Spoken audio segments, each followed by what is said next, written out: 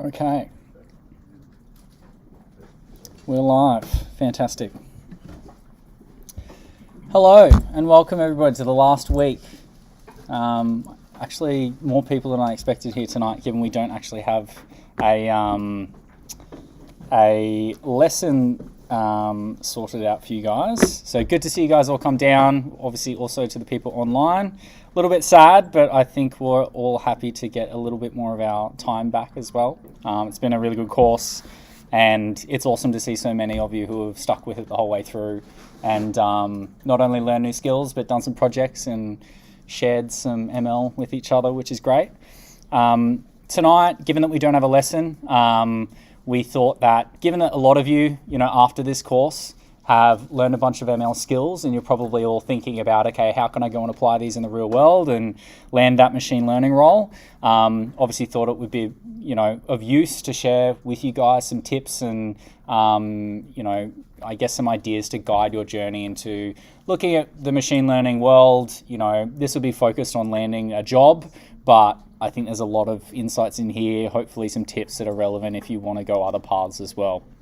So we'll do this talk for, I don't know, probably a half an hour-ish, and then we'll get Jeremy up as well. He's going to field every question you have under the sun. So if you do have any questions for Jeremy or just the mentors, anything related to the presentation or anything else, there is a channel in Discord, the general ML AI QA channel in here.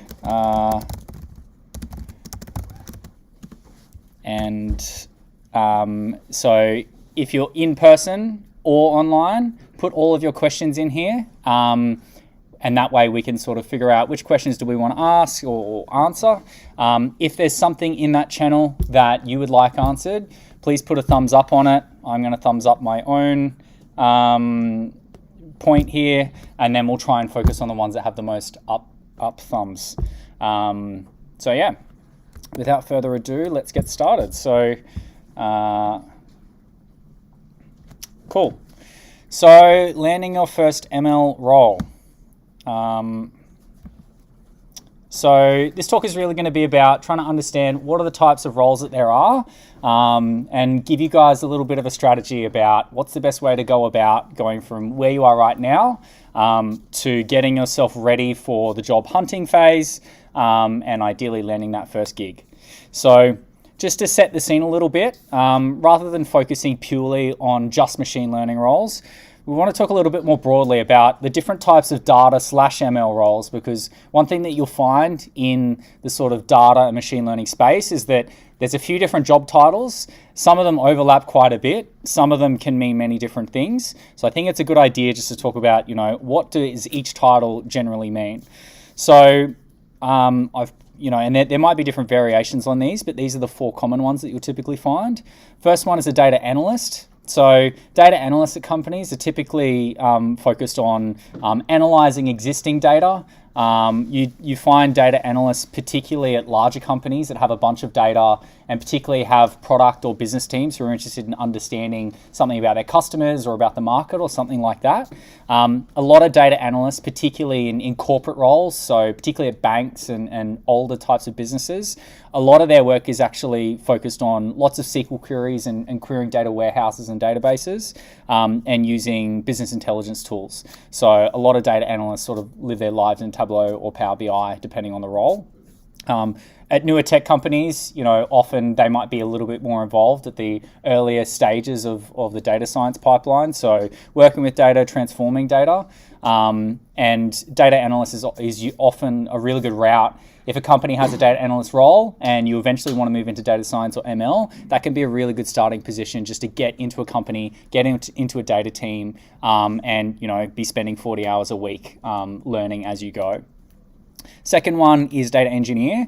So data engineer is actually a very popular job There's a lot of roles for it. Data engineering is very much focused on engineering data pipelines, ETL or extract, transform, load pipelines, getting data into the cloud or into a data lake or a data warehouse, and making sure that that data is stored securely and set up so that people can use it, like machine learning engineers or analysts or just other product teams, so that they can basically use that data and make use of it.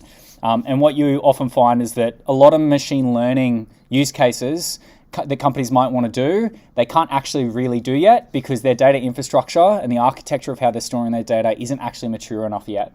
So if you go and have a look at LinkedIn or Seek or whatever other job platforms there are, what you'll find is that there's actually a lot more data engineering roles, and this is because companies are ingesting a lot of data and they need to do something with it, but a lot of those companies are actually thinking ahead to some of the machine learning use cases they want to do, but they have to first get their data sorted out in the in the right sort of architecture. So data engineer probably has the least overlap with ML engineering from a data or like working with data and building models perspective. But when it comes to putting stuff into production, often what you'll find is it's your machine learning engineer and your data engineer really working side by side to put these pipelines into production. So next role is ML engineer. This is the one that will probably be the most concise in most companies as far as what this means. ML engineer, really focused around model building and deployment. What you also find these days is that as more and more companies are now interested and willing to invest in putting models into production and into the product, ML engineering is becoming what it really was originally, which is about putting models into production and keep making sure they're running, retraining pipelines, monitoring, logging, that side of things. And what you often find is that at mature organizations, it's actually your data scientists who are building the models, and your ML engineers actually spend most of their time taking a model that's already built and then getting that into prod, deploying it, managing it. This is one where you just need to read the listing and figure out what companies really mean by it and exactly what your time will be spent on. But I think one of the key things with ML engineering is there's a big engineering focus. It's a big focus on sending things to production and software engineering and scalability and stuff like that. And the final role title is data scientist. This is the one that could mean many different things. If you think about the pipeline of, working with data and turning it into a model that's in production, your data scientist is typically doing, your data exploration, finding insights from data, looking at correlations and statistical stuff over time, and then through to, feature engineering, data cleaning, model building. Some companies will have a data scientist role, which is actually more ML engineering. Some will have, say you're a data scientist, but you actually spend time on data pipelines or data analysis work. This is the one that could mean, a lot of different things, and you really have to look at the organization and look at the job listing and understand what are they actually going to have me doing, most of the time. So that's the one that, you really need to do research on. And the key thing here is that, ML engineering, there's a lot of people who are looking to move into this field. There's not a lot of people with a lot of experience in it. So when you're trying to crack in and you don't have ML engineering experience in the past, and especially if you don't have any software engineering experience, sometimes taking a data analyst role can be a good pathway towards that. Or if you do have experience doing software engineering and working on production applications, data engineer can also be one path to move through to that, particularly these days as more and more of the work that an ML engineer is doing is actually on the sort of production end of things. Yes, Jeremy? Add some thoughts? Absolutely.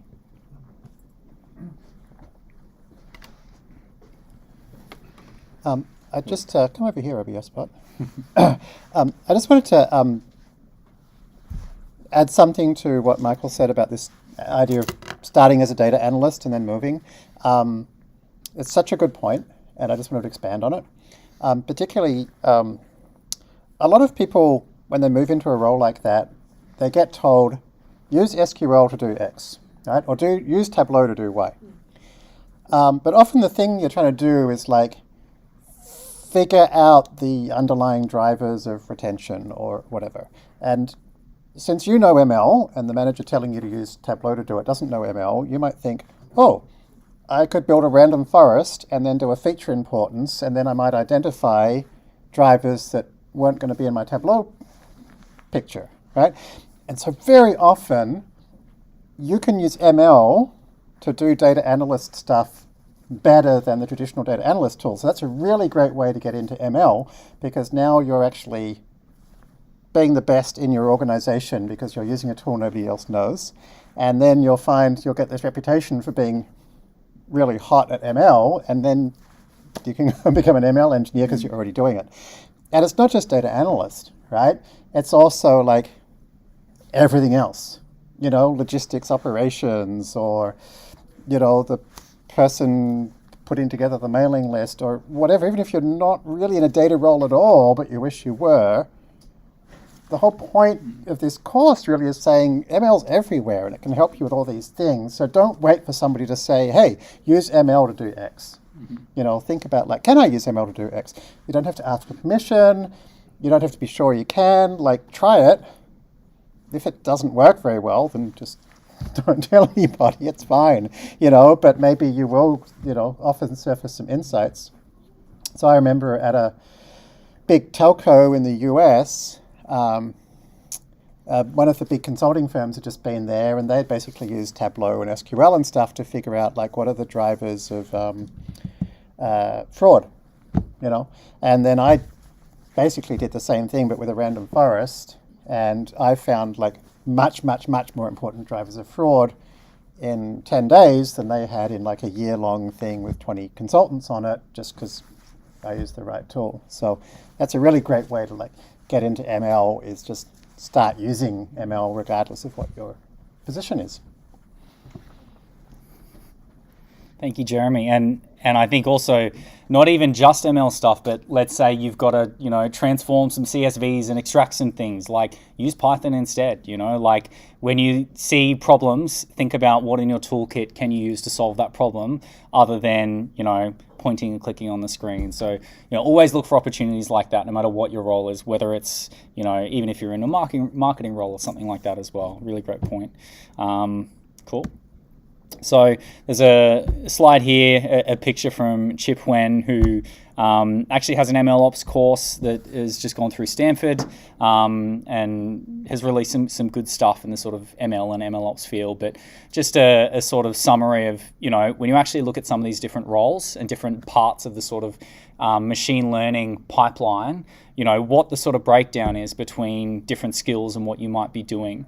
And what you find is that, the data management, data engineering side, there might be only a slice of ML, knowledge about what a model will need and what it will need to consume, storing model predictions. A lot of it's about system design and databases. Data science, you're obviously going to have a lot more stats and working to understand problems and communicate findings and stuff like that.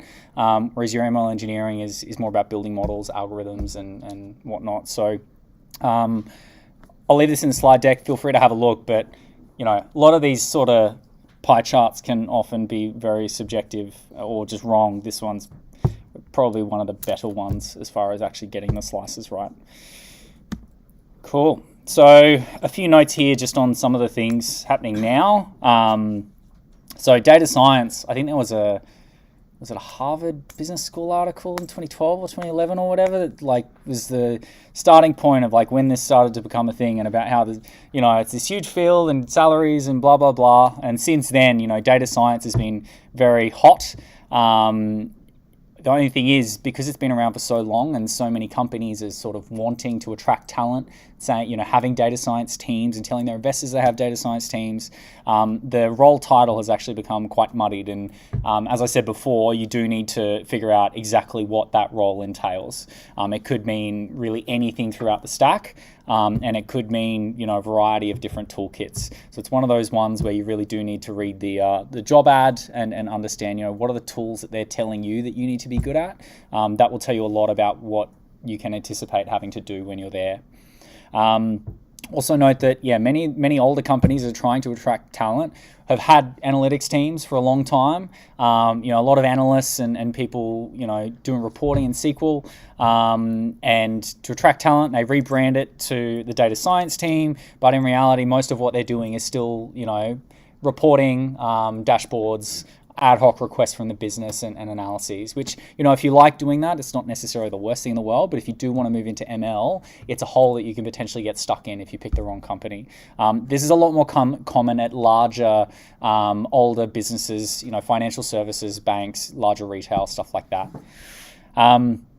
Second point, dedicated machine learning engineer roles have become a lot more popular.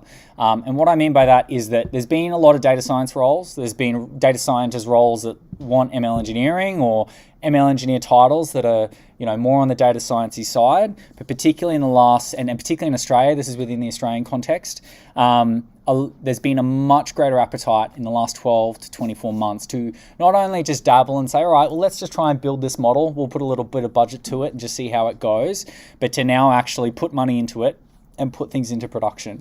It's still not where it could be, but the amount of companies doing this is really increased, particularly in the last 12 months. So what you'll find is that there's a lot more machine learning roles on the market and a lot more machine learning roles that are actual ML engineering, building, state-of-the-art models in Python, on sort of modern problems and potentially using deep learning as well, which is a great thing. One other note here is that there's, if you go have a look at LinkedIn or Seek or any of those job platforms, what you'll find is that there's many more data engineering roles than there are actual data scientists and ML engineering roles. There's a number of other use cases that, require data engineers that may not include machine learning, but obviously most companies are, really putting a lot more investment into their data teams, how they manage their data, realizing what it's worth. So, data engineering is potentially another opportunity if you do have an engineering background where you could potentially segue into, the ML engineering down the line, with the proviso, obviously, that you'll need to have an engineer. You could go straight into it, but it obviously helps a lot if you're comfortable, writing code and putting it into production and working with sort of ML data pipelines rather. One thing to note here is that I mentioned that a lot more of the ML engineering work is going to ML ops, managing models, managing the pipelines that feed those models and get the predictions out. So, being a data engineer who knows how to put a feature store together or who knows how to, build a data lake, and knowing that it'll be consumed downstream by ML engineers is going to be quite valuable and will help you transition into that more ML opsy role if that's where you want to go. Any questions on that? Yes. Yeah.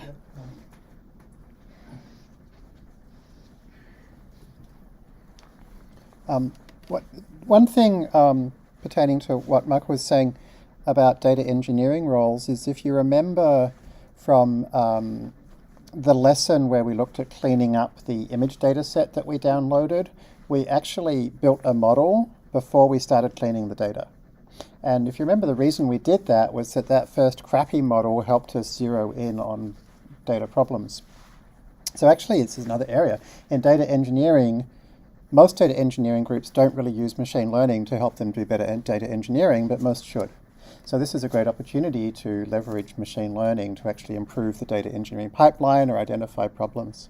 The other thing I wanted to mention is that, particularly in less mature markets like Australia, it's very common, particularly in bigger enterprises, for the groups there to say, we're not doing machine learning yet. First of all, we're going to get our data lake / data warehouse / whatever / metadata project / whatever in order, and then we'll start building machine learning models. In practice, what I find is those kind of companies redo those projects from scratch every 2 or 3 years and never actually get around to creating any value out of them. And so it's a great opportunity for the folks in data engineering to kind of say, like, you know what?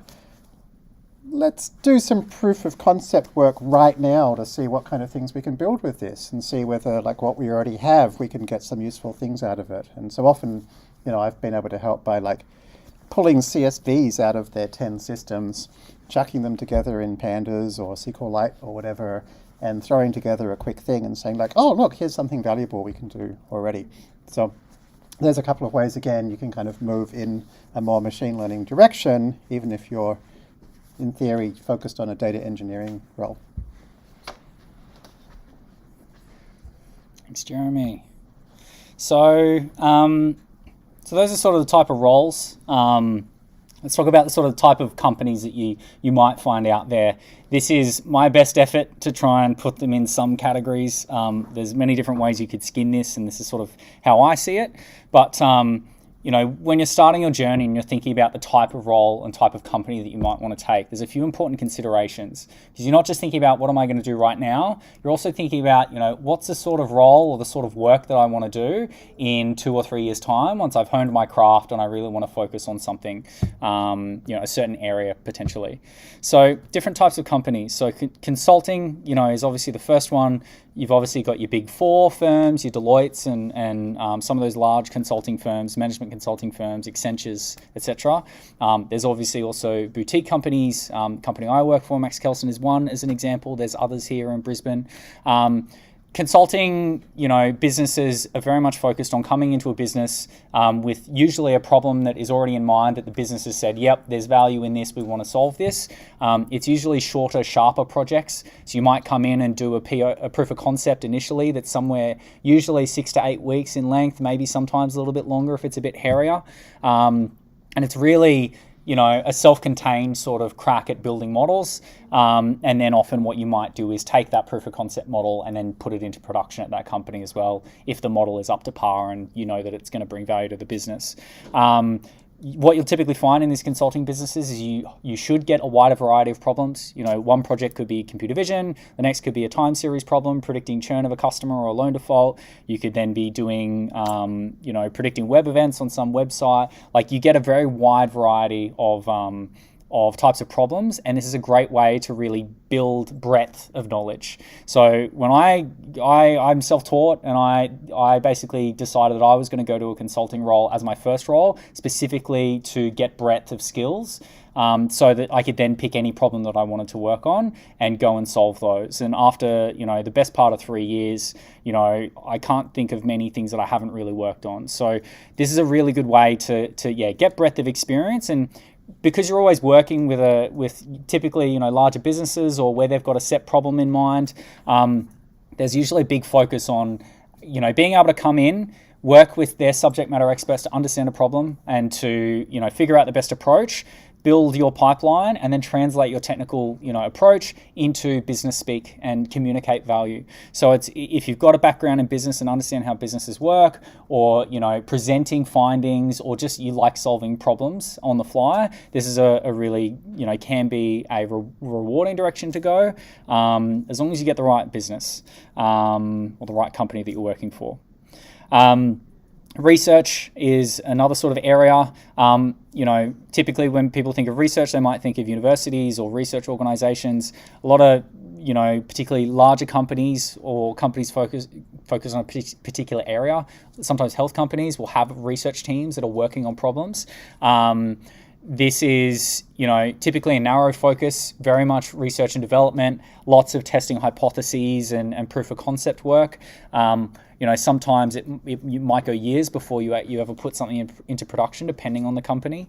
But if you do want to focus on one specific problem and you really want to go deep on that, research is obviously a great way to do that, particularly if you want to, break new ground. Next area is, and obviously one important thing on research is that if you are looking to go to a traditional company or particularly a research institute, not having a degree could mean that they just don't even look at you. So something to keep in mind. Research is probably the most important to have a degree. It's just how they work most of the time. They're used to having lots of people with PhDs. Next area I would say, and again, Australian context, is these older types of businesses. Think of your sort of ASX 200 businesses, or just businesses that have been around for a while, and aren't as, I guess, tech native. So yeah, banks, large retail in Australia, good examples. A lot of these companies, the work that you'll be doing if you go and join the company is going to be more analysis work and data science work. A lot of their teams still run their team on R. They don't use a lot of Python. So this is one where you really need to read the job description and really, get your spidey senses out and figure out what I'm actually going to be doing. You also may find that in some of these businesses, you if they're larger, you might almost be in an internal consulting role. So you might work on different problems or get put in a different product team or group and work on those problems, which can, give you a bit of that variety as well, but you'll typically find it'll still be in a certain vertical like time series or tabular data often. Last one I would have here is sort of internet or data or data centric businesses. Notiv's a good example here in Fortitude Valley. These are your sort of software as a service businesses. The ones that are less than sort of 10 to 20 years old. The benefits of working here is that typically they'll have a modern tech stack. Typically they're cloud native. Everything's in the cloud. It is often more agile, a little bit less organized. That can be a good thing in that you get to work on lots of different things and wear different hats. It can be bad in that you may not get as much training, or they may not have much project management. It can be a circus getting pulled onto different things. This all depends on the company. Best to chat to people who already work there, but you will get more freedom and more opportunity to find problems and solve them, and the sort of stuff that Jeremy was talking about saying, hey, but we could do this. You'll usually get a lot more freedom in those types of businesses, and it really suits sort of self-learners and motivated individuals where you can operate on your own and solve problems on your own, because you often won't get the support that you might get in a much larger business with standardized training plans and stuff like that. So the takeaway from here is you really want to try and figure out what's the sort of work environment that I want to work in, and is there a sort of general area that I want to work in, as far as like data and the types of problems that you're solving. If you really love computer vision, then that's gonna going and working at a bank is almost certainly not going to be the right route for you. So you really want to have a bit of a strategy. That's not to say that your first role shouldn't be a general one, or one where you go to a company where there's lots of other engineers who you're going to learn from, but it's something that you really want to be wise with. You want to make the right choice on that first one. The key thing that you want to focus on is what are you going to learn. That's the big thing. You probably shouldn't worry as much about your first role unless you get your dream role, exactly the problem that you're working on or exactly the type of business. You really want to focus on setting yourself up for the next role where you go and do the sort of thing that you exactly want to do. Cool. So let's talk about ML engineer skills and sort of what the broad categories of what makes up an ML engineer's toolkit. So I guess the skills are down here on the left. Again, by no means completely exhaustive, but I've sort of split this into two levels. So, if you come out of the Fast AI course, maybe you go and spend a couple months working on some projects, and let's say you land your first role. The stuff here in the left column as a junior, this is probably what you'll find yourself spending a lot of time on, particularly if there's already a few other engineers in the team. And what you'll find is that as you move into a more senior position, depending on the company, what you'll find is that where you spend your time will change a fair bit, particularly depending on the maturity of the company. So what you'll find as a junior is that all the sort of skills that you've been learning in the Fast AI course, all the sort of data sciencey, your pandas skills, your visualization, stuff like that, you'll find that that's probably the stuff that you spend a lot of time on. When it comes to deploying things into production, depending on the company, most of the time, you probably won't be responsible for managing the architecture of how things get deployed, or, setting all of that up, or cloud infrastructure, Terraform, stuff like that. You won't have to deal with as much. For you, it's going to be more about working with data and building models. One thing that you will find is that, obviously, Python's still very important. You'll be working with that hopefully a lot. Being professional, this is managing your tasks and your time, using Jira, task management stuff, communicating with the client, communicating your findings. All of this is important whether you're a junior or a senior. This is an extremely important skill, and if you can do this well, it will help immensely in your career. Now, as you move over to senior, what you'll find is that, data science, you'll usually still be doing a lot of this, but what you'll find is that particularly if you're moving in the senior direction, you've got other people who are less experienced on you, the part of the pipeline that you'll typically take over is that you'll start to worry more about deployment and the software engineering side of things. Maybe you're not even necessarily working on the ML engineering, maybe you're throwing some data pipelines together, or building some other sort of microservices to sit in front of an ML model, stuff like that. And there's much more of a focus on deployment, production, and good high quality Python software engineering. And what you might find is that of all the time you spend, only 10 or 20% of the time is actually building models. Most of it's working with data and getting those pipelines ready to deploy. So takeaway here is, for right now, focus on getting the core data science and machine learning stuff right, but keep in mind that, obviously Python engineering is really important, but some of those other areas are going to be some of those things that set you apart from other sort of juniors or entry people. So let's go through those different skills down the left. So the first one is data science skills. So for this, I've just basically put a learn, what are the key things that you should learn as sort of a junior who's looking for junior roles. Now, don't feel like you have to do all of this or you shouldn't be applying. Use this as a guide. If you can tick, a lot of these boxes, you're doing great. But this is just basically to give you pointers to say, right, when it comes to data science, if you can do all of these, you're probably in a really good stead. So first thing is for data science is working with data. So this is working with data, in Python and pandas and whatnot.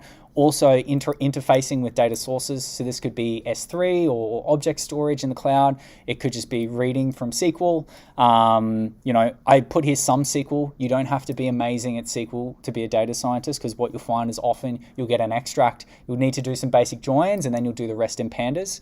So, just learn enough to be dangerous and put it on your CV. Pandas is obviously something you want to work on and get better and better at. Visualization, definitely, be comfortable using Matplotlib, maybe Plotly. If you've used a BI tool before, that's handy. Statistical analysis, know how to look at correlations and trends over time. This ties in really closely with visualization. One of the really key things here is analyzing of a problem. So, it's not just about being able to code. You're going to need to be able to, look at data, understand what's in it, write potentially a report, and be able to communicate those findings back. As a data science, you're really the conduit between data and people who need to know things or make decisions. So this skill of being able to look at data, understand things, and then take it back to someone else, with their concerns in mind, is something that you're always going to need to improve. So this is really, really valuable, and it should, set the scene for some of the skills that you want to build when you're doing your projects. Final one here is classical model building. I've left ML engineering on another slide as far as the types of models that you should learn, but what you'll find is that often, particularly in older organizations, they may want you to throw together some regressions and look at the R squared of different things. They might want you to do a PCA analysis and spit out some visualizations. It's good to be familiar with some of those techniques that have been around forever and, maybe business analytics people are familiar with. So these all form the basis of everything you want to know.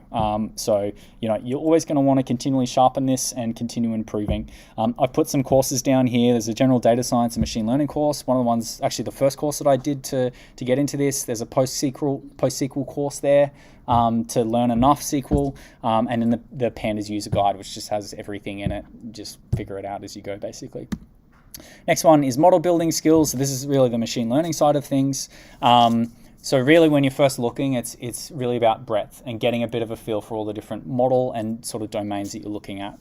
First one is clustering and unsupervised stuff. So stuff like k-means, PCA, which is stuff that more people will be familiar with from sort of analyst backgrounds. But then obviously using other techniques like t-SNE and UMAP, which are more modern ML-based techniques, which can be a lot more powerful when it comes to high-dimensional and sort of non-linear relationships in data. So you definitely learn those. They'll be really useful. Classical machine learning, regression, linear regression, logistic regression, trees, decision trees, random forests, XGBoost. If you learn one thing, just learn XGBoost. And SVMs as well. They're not used as much anymore, and they don't scale very well at all. But you may be asked to build one or just compare it to some other models. So Just say no. Yeah, that too. Just say no. So deep learning. So yeah, I've put down here most deployed real-world models are classical models. It's for a range of different reasons. Obviously, if it's computer vision, it's always going to be a deep net. But what you'll find is that for a variety of reasons, classical models are cheap to run. They're simple when it comes to putting the pipeline into production. They're quick to build and iterate on, or can be, than deep models. So there's a few different reasons, and it's often just a quicker path to production. So what you'll find is that, most deployed models in the real world are actually classical models. So you want to make sure that you're comfortable with those just as much as deep learning. It's not to say that you shouldn't use deep learning for a problem, but you want to be really confident with your classical models as well. So yeah, deep learning, pick a framework, ideally PyTorch, maybe JAX in 6 to 12 months, who knows. Just pick one. Don't feel like you have to learn both TensorFlow and PyTorch. You can figure that out, but PyTorch is probably going to be the best one to pick. And obviously using fast.ai on top of that, you can solve most problems. when it comes to the type of problems that you want to be familiar with, there's 4 core ones that I really look for in candidates when I'm hiring for a consulting role. First one is just tabular data. So, this is probably a little bit less about the models and more about working with the data and feature engineering. Second one is time series. The key thing here being, windowing over data over time, lagged features. This is even more about feature engineering and good train test splits and forecasting into the future. Natural language processing, it's pretty much now deep models as far as models go, but what you'll find is that some companies want to do sentiment analysis and stuff like that. I wouldn't bother going too in depth in that. I'd just be familiar with it and the different techniques you can use, because honestly it doesn't work that well, or it hasn't. And the last one being computer vision. Not that many companies have computer vision problems, but I would just make sure that you've done at least one project on each of these, because there's also techniques that you'll learn from each of these that are analogous to problems in other domains as well. Obviously, having done this course, you should be, have played with all of these. And the most important thing when it comes to model building is metrics. So like being able to, do train test splits correctly and not have data leakage, but B, being able to actually validate machine learning models, and not just your models. There might be a handcrafted rule-based model that's already in production at a company that you are wanting to compare your machine learning model to. It's really, really important that when it comes to understanding machine learning metrics and statistical metrics, that you're really solid on that, because it's gonna be really, really important to making sure that you can validate your work or validate some existing work that's already there and get it right. It's really, really important, and it's common to get it wrong. Particularly for juniors. So, that's the most important thing, to keep learning new metrics and new ways of doing things, and just being really solid on it. Again, some more courses down there. Would definitely recommend the Scikit Learn Guide if you want to learn some of the more classical techniques, particularly clustering and like agglomerative clustering and stuff like that you might never have heard of. The Scikit Learn user guide has a lot of really useful information. It's written quite well. Likewise for train test splits and stuff like that. All right, next one, software engineering. Software engineering skills are, if you're coming from a self-taught background, these are the ones that are the hardest to learn on your own. To the point where if I'm hiring 2 people and I've got one person who's a software engineer background who's started to learn ML on their own with some online courses, and I've got another person who's done a bunch of data science, never put it in production, and has spent 6 months learning software engineering, I'm going to take the software engineer every day of the week, at least for the work that I do, which involves a lot of putting stuff into production. Software engineering is a lot harder to learn on your own, and I guess you get a lot more benefit from working within other teams of other engineers and seeing, all the systems that are in place. So, software engineering skills, if you're looking at a company to work for and there's a strong engineering culture and there's a larger team, that's a really strong sign that it can help you become a much better ML engineer. So the sort of stuff that you should be looking to learn as a junior, this is probably the one which I would, if you've only done a couple of dot points on this, you're doing okay. First thing is Git and sort of how you can collaborate, pushing code as part of a team. You really need to learn Git. I hope most of you are using that in your projects for this course, and obviously collaborating with others, how you do your branching, things like that. And how CI/CD works. Don't bother with implementing a CI/CD pipeline if you don't want to, but just be familiar with how it works and why companies use it. Next one is Unix shell, command line, editors, basically setting up your workspace, your editor that you use, and then being comfortable working on the command line, working with Unix and the file system and stuff like that. You will use that everywhere. Next thing, this is where it starts to get into the more advanced side. So defensive programming, this is where when you're building your functions, when you're building your scripts, when you're building your sort of source modules, thinking about how are you going to handle errors in production, data that you might not have seen before, validating inputs, validating data as it moves through a pipeline. This is a skill that takes time to learn. Once you see how things break, you start to learn to, see them in future. But this is something that and how you design your code, your design patterns. This is something that you should put a really big focus on when you're writing code and you're writing your scripts. Always be thinking, how can I make this better? Is this designed correctly? How can I catch errors in future. If you do that, like whenever you code, you'll become a much better programmer much faster, and it will save you a lot more headaches when things go wrong in production. Hopefully they won't go as wrong in production. Next one, debugging, logging, and monitoring. How you log within your programs, how you then review your logs and monitor things in productions. When do you send alerts? When don't you send alerts? And if something does go wrong, how do you debug that in your code? So using the Python debugger, it's a section in the course as well. Important to get across. And then last one is testing and code quality. Testing, really, really important to embrace test-driven development, understand the importance of it. It will save you a lot of time and save your colleagues a lot of frustration as well if you test your code correctly. There is an art to testing, what to test, how to test it, and a lot of it is also sort of coupled with how you design your software and your functions and your classes. It's something that, it helps a lot to work with others on this. But again, it's always just about being defensive. Don't leave testing to the last minute. Do it as you go. Testing on when you're doing data transformations can take a bit more time. You're not just validating an input to an output. Sometimes you have to construct a data frame to feed through your function. So sometimes writing the test can take a bit longer. So just know that if you are sending something to production, it's very, very important, particularly for complicated stuff. Cool. I've put some courses down here. Missing CS semester is a good one to get across, like Git, Unix shell, stuff like that. There's, a lot of these resources are books. I haven't found many good courses online to teach software engineering because it does get a lot more advanced. This is one of the ones where you're just going to have to review open source projects, read books, and just lots of practice. And that's Jeremy, feel free to come up. And it'll take time.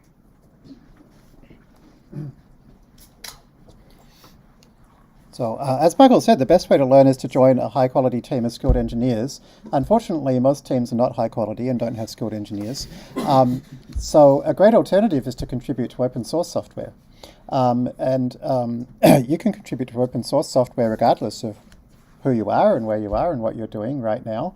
And you could pick up a library with extremely high-quality standards, such as one of the fast AI libraries, for instance. Fast AI has many, many, many libraries, repositories, everything from a mail merge tool to something to manage your AWS EC2 instances to something providing foundational functions for Python, lots and lots of stuff, right? And every one of those has CI, continuous integration, tests, documentation, Git, right? So you could, a good way to start is find a typo.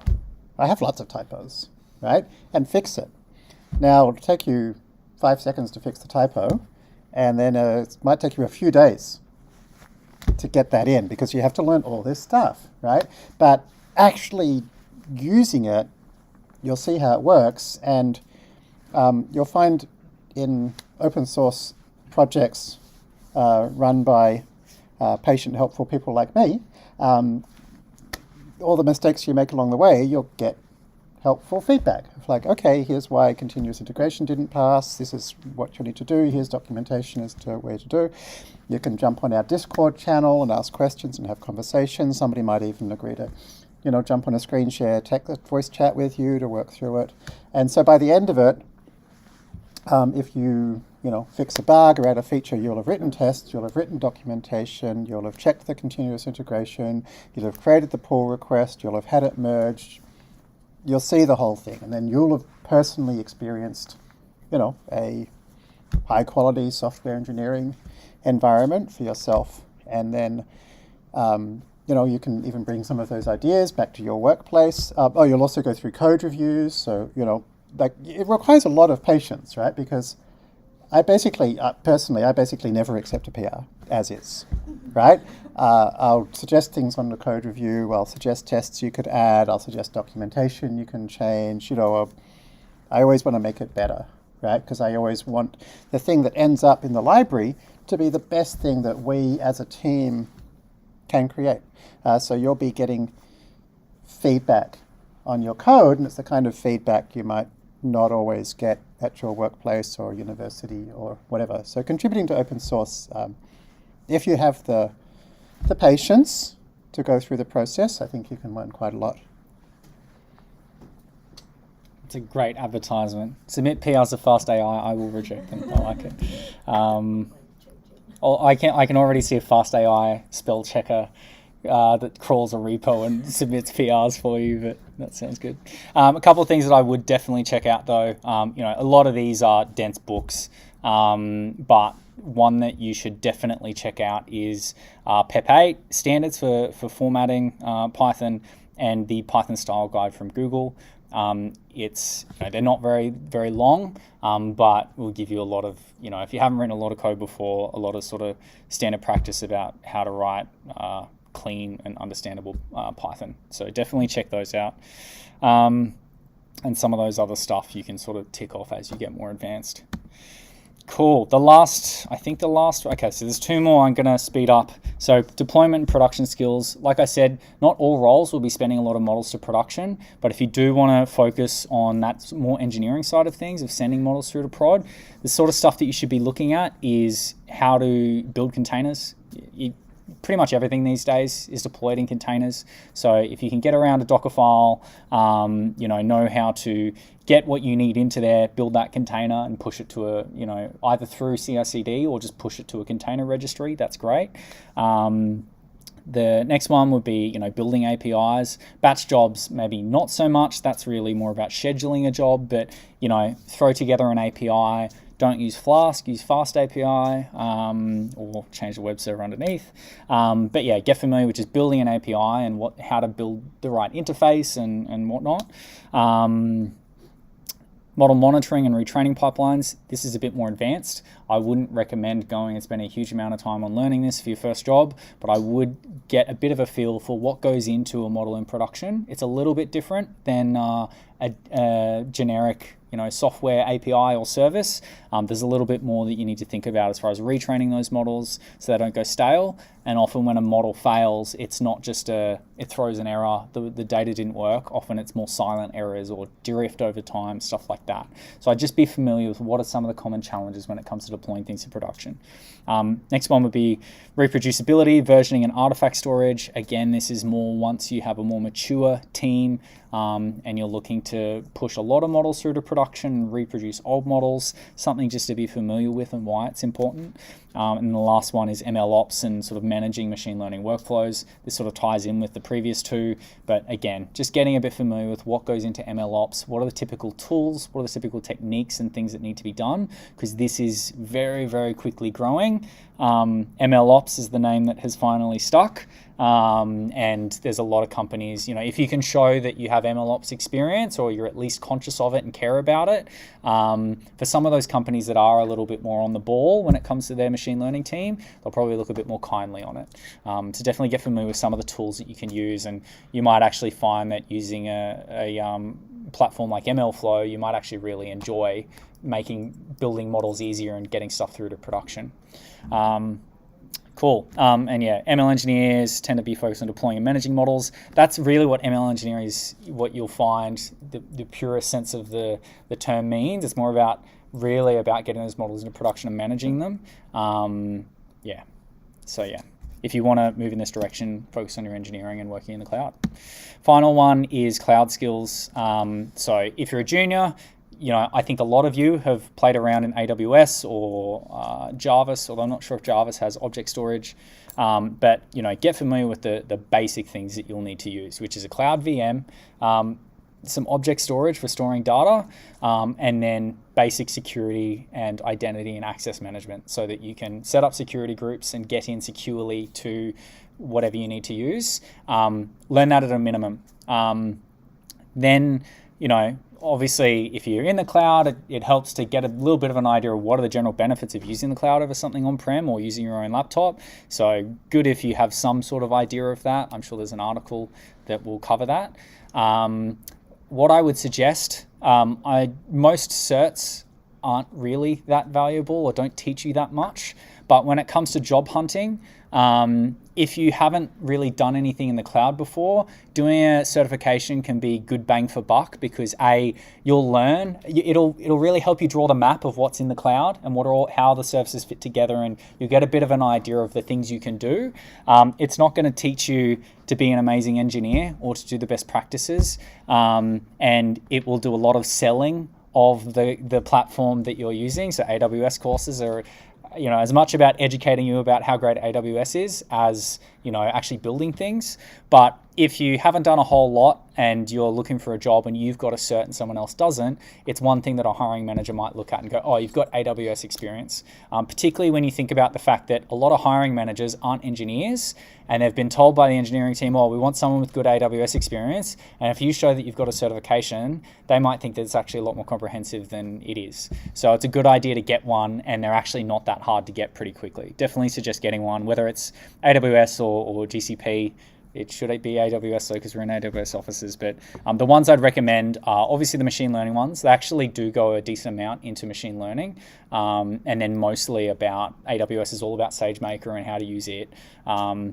The developer associate one is more about general sort of engineering. It's got more of a focus on databases and Lambda functions and containers and stuff like that. And then the solution architect is more about how do you architect applications in the cloud, API gateway, security, stuff like that.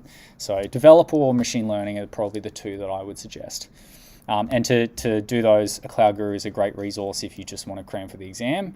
There's also AWS and GCP offer more in-depth resources as well. So those are all our skills. That's a bit of a long list, so feel free to digest that as you will. If you can go through that and get across most of those, and you'll be in pretty good stead to be able to walk into a role and be doing very well as a junior. Some of these will take longer than others. The most important thing is, again, on the data science and machine learning side of thing. Let's talk about getting a job. And what you can do, what strategy you can use to actually go and put yourself in the best stead and get that role. So a buddy of mine, Dan Burke, who makes courses and was self-taught. I believe he's done the fast AI courses as well. One of the things he says is start the job before you have it. If you look at a company and they want you to build computer vision models, deploy them in GCP and whatever else, go start doing that with your own data set and show that before you even started the job, you can do exactly what they want you to do. So maybe they should just get out of your way and do the thing, right? So feel free to go and read his blog post. But I think one of the biggest things that it communicates to someone who's looking to hire you is that you're hungry. You want to solve problems. You just, like a dog with a bone, put something in front of you and you want to solve it. When you look at when employers hire juniors, if you hire a senior engineer, you're expecting that you might pay them, let's say $100,000 in salary a year. You expect that they're going to get up to speed pretty quick. There's going to be a couple of weeks where they're finding their feet in the organization, but pretty quickly they should be delivering more value than the wage that you're paying them. It's a little bit different with juniors. When you're hiring juniors, you're expecting that there's a period where they're going to be a net drain on the organization, maybe from a salary perspective, but definitely from a coaching and mentoring and just getting them up to speed perspective. So, different companies will approach this differently, but what you'll find is that often when companies are hiring juniors, they're really looking for potential and they're trying to figure out how long is it, is this person going to get up to speed really quickly so that they're contributing more than they're costing. So when you think about how you put yourself, put your best foot forward and how you market yourself to potential employers, what you should be thinking is, how can I de-risk myself so that when that person looks at my resume or looks at me, they think, you know what, this person's ticked most of the boxes that we would have had to teach them in those first few months. Let's hire them, because that means that they're going to be ready to go in 2 or 4 weeks and they can start contributing. Even if it's on smaller things, at least we don't have to send them off to do a certification for a week and we're just paying them to study, right? So when you're thinking about, building your toolkit, have that in mind, right? You want to show that you can solve problems on your own and you won't require hand-holding. So again, juniors will often require a lot of mentoring, a lot of time from more senior members to teach them. And this might be as simple as, how do I do a Git clone and create a new branch and stuff like that? If you can show that you can do all those things and it's like, yep, don't worry, I've already got it. And more importantly, when you do hit a snag, that you can go and solve that problem on your own, and you don't have to always be asking for help and interrupting, senior engineers who are working on something important, then that's a really, really big plus. So if you can show that you're hungry to learn, if you can show that you like solving problems, that's fantastic. Personal projects are a great way to do this. If you can say, hey, I went and solved this problem, here are some of the things that I ran into, but I figured it out and here's the output, they can be a lot more confident that, if you put onto some of the projects there, that you can do the same. The last one is, again, show that you can be productive in weeks or days after joining the company rather than needing a huge ramp. And again, best way to show that is that you've just done the thing that they want you to do before. Cool. So strategy of landing your first role. So let's walk through this step by step. You guys finish this week. Let's say you want to land a role in 3 months or something. You've got a little bit more to learn. How can you go about it? So first thing that you want to do is have a bit of a think. Look inward. Do some meditation and think, right, what are the sort of problems that I want to solve? What are the sort of company and the environments that I want to work in? Would you prefer doing consulting where you work on lots of different projects? Would you prefer to work on one product and focus on that for a long period of time? Do you want to do more research side of things? Have a bit of an idea of the sort of things that you want to work on. You're more interested in engineering or data science, working on, problems and analysis, or hard, Python engineering and stuff like that. What existing strengths do you have? Where are you going to learn the most to build new skills? Have a think about all this, and not just in the context of what's my first role going to be, but maybe that you want to be working at a computer vision company, or maybe you want to be an expert at NLP and you want to go work at Notive, but maybe there's a bit of a gap and they don't have any roles available. So maybe you think, right, where can I go work that will build all the skills I need so that then I can go and knock on Jacco's door or Jacko's door in a year and say, give me a job.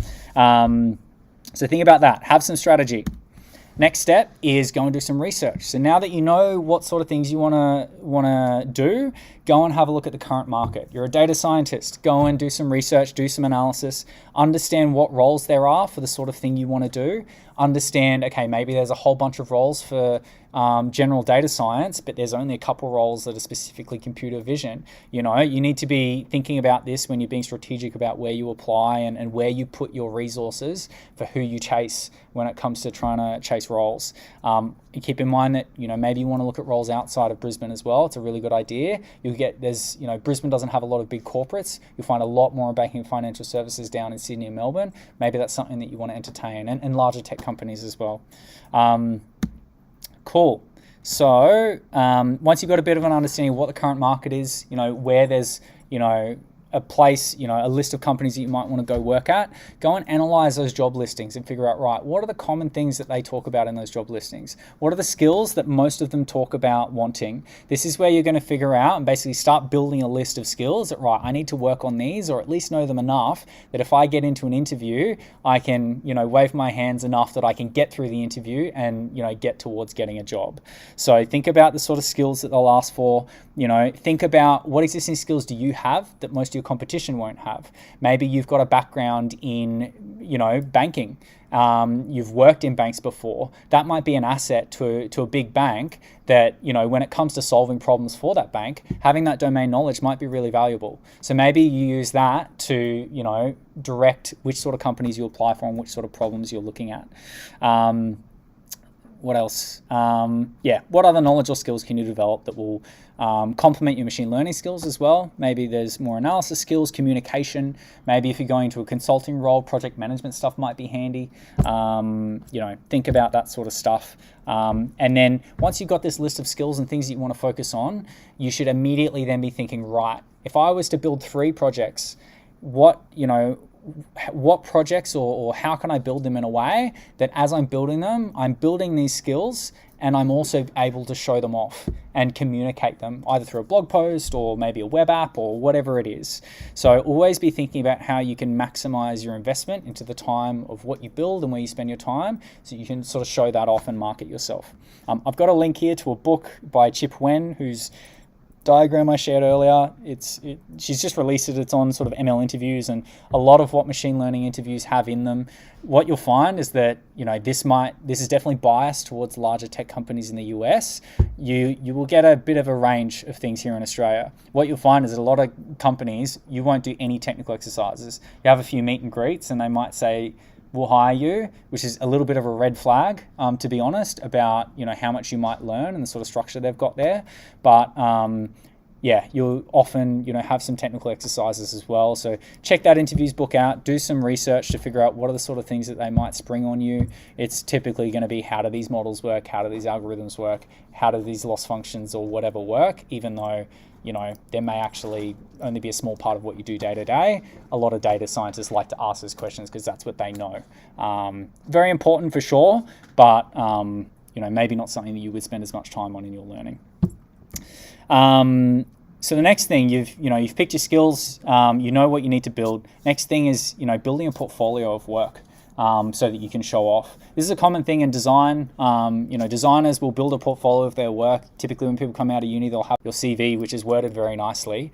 If you've got a portfolio to show things off, that's something concrete that they can look at. And, again, that you're de-risking yourself by showing, look, I can do this and here's examples of it, and then go, okay, they've done it, I can see it in the code. It's a much easier sell when you've done the thing that you're going to have to do at their organization already. So, pick a few projects. Don't make them all, Kaggle data sets and you're submitting a notebook on Kaggle. It's great to do, but try and do a variety of different things. Maybe you're really into rugby league, and so you say, I'm going to go get a data set of rugby league, and I'm just going to do a data visualization and analysis piece. Maybe that you could put on Kaggle as a notebook. You could also do a blog post about it. Think about how can you build different skills and build projects that are really tailored to that. So for example, you might have an analysis notebook or a blog post that walks through a problem, references different data. It's not just about pandas. This is about thinking about the problem more generally and making inferences and showing that you can solve problems logically. Maybe you have one where you're just building models in Kaggle. Maybe you've got a few different competitions where you've scored and got a bronze medal or something. And maybe you also want to throw something up in the cloud, put a little web UI on it and say, hey, look, I'm comfortable working within AWS, and you've ticked that box. Try and think about that. Have some variety in different things that you build so that you can apply for different roles. And make sure that as you do this, you're sharing it with others. So sharing it with people sharing it on sort of LinkedIn, Reddit, TikTok, whatever. And making sure that as you're making progress, as you're releasing things each month, you're sharing that with the community. As you make sure that your code's available as well.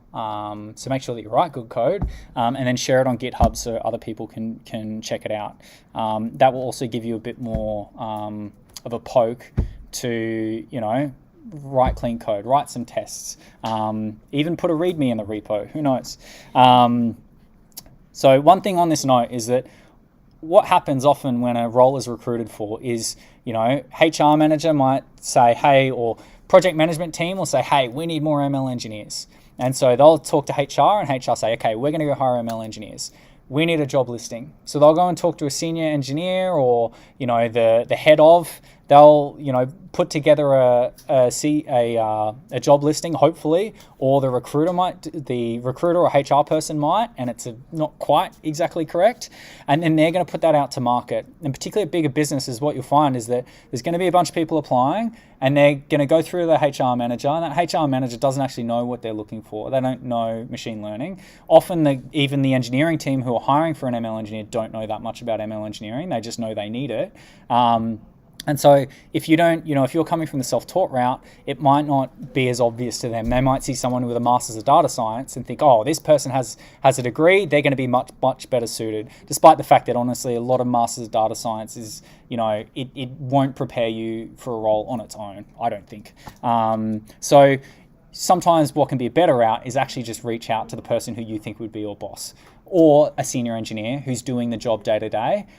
You can get straight to the person, understand, what do you guys need? Are you looking? You can share your work with them. They're going to appreciate it where a HR manager won't, because they're used to putting stuff on GitHub. They're used to looking at blog posts of how people solve problems. They know what a silver medal in Kaggle means.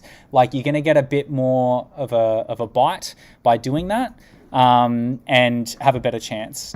So definitely recommend doing that. I've hired people who have reached out directly to me, given me their CV and a very concise summary, and I go, yep, you look good, let's have a chat, and hire them a couple of weeks later, despite the fact that everyone else had to apply through a job listing. So definitely recommend that. Next thing would be, there's also internships around that can help. There's not that many in Brisbane, but definitely check them out. They could be another path. And finally, join communities as much as you can, both online and in person. This would obviously be the Queensland AI meetup, the Brisbane Data Science meetup. There's a few other analytics meetups in Brisbane. There's a quantum computing meetup as well. And network there. You'll find other engineers, you'll find other people interested in the field, you'll find other people who are hiring. You'll get a broad mix, and you'll hopefully learn something as well while you're there. So definitely do that. Both of my ML engineering roles I've found from people I've met at the Queensland AI meetup. Finally, or not finally, focus on learning, not salary. I mentioned earlier, your first role, you should not be thinking about, they're offering 60K, but someone else is offering 65. Oh, I really want to go for that 65K role. Don't even think about the salary. As long as you can pay your bills and it's not ridiculous what they're offering you and making you work for free, don't even think about it. What you should be thinking about is what's the value of the things that I'm going to learn in this role. So focus on thinking, right, what are all the things that I want to learn in order to go do the role that I want to do in 1 year or 2 years? And is this going to equip me to do that? Don't worry about maximizing your salary for 6 months, because if you learn a whole bunch, you could very quickly jump up to senior engineer if you're in a really good organization and learn everything that you need in a year or two. And then maybe you can get a 30K salary jump in 12 or 24 months, and it's totally worth it compared to the 5K that you were agonizing over. So always think about it in that, think about the long term, because this field moves so quickly. It is a long-term game. It is changing quickly, but you need to always be thinking about what can I learn over the long term. Finally, when you are looking at roles, try and focus on roles where there are existing teams or engineers who are doing what you want to do to a high standard. Don't pick a role where it's just going to be you, or maybe an analyst and they don't know ML engineering, but they can work with you to understand the data, and then it's up to you to do the modeling. Don't go to a company like that. You're not going to learn what you need to learn. You will build bad habits because we'll always take the path of least resistance. Try and find a place that has a strong engineering culture, where they value training and development, even if it's just time for mentoring. Ask them about, how do you review pull requests into production? Do you do pair programming? You want to get a bit of a feel of, do they value high quality code and growing their team? And make sure that there's challenging problems, and hopefully there's more problems than they have people to solve, and you're going to have opportunities to impress. I'm going to buzz through this very quickly, but always be learning. This field, if you want to go far, you're going to have to commit to always, learning new things, trying new things, reading stuff in your own time. It's just the way it is. This field pays really well. There's a reason for it. You have to sit, well, maybe not sit in a chair, but you have to look at a screen for 8 hours a day or whatever. A lot of us like that, but you do, if you want that to continue, you really need to focus on learning. It's something that after a few years, it gets, you get a little bit more complacent. Maybe you don't work as hard, and then maybe you hit an age discrimination a little bit later on, because it's common in tech. It is, but if you can show that I'm constantly on the cutting edge doing new things, I'm not a I don't know, some language that is no longer used anymore. If you can show that you're up to date, you're trying new things, you'll always be in demand. As part of that, make sure that wherever you go, there's going to be training, there's going to be mentoring.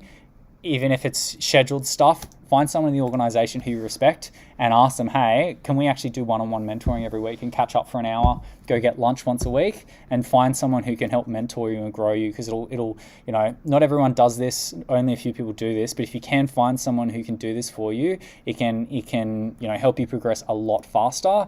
And if they are the person working at the organization, they can then become a champion for you to help you get promoted or do other things. And this is my last slide, I swear, yes. Final one is give back to others. Few reasons. There's a huge swell of people who are looking to get into machine learning who, there's fantastic courses like Jeremy's to help people get up to speed and start producing things of value really quickly. But lots of people need help. They just need to ask questions. They need advice on, how to do X, Y, Z. Give back. It's a great way. Teaching is is the best way, really, of solidifying your knowledge, being able to communicate that back to others and help them understand it.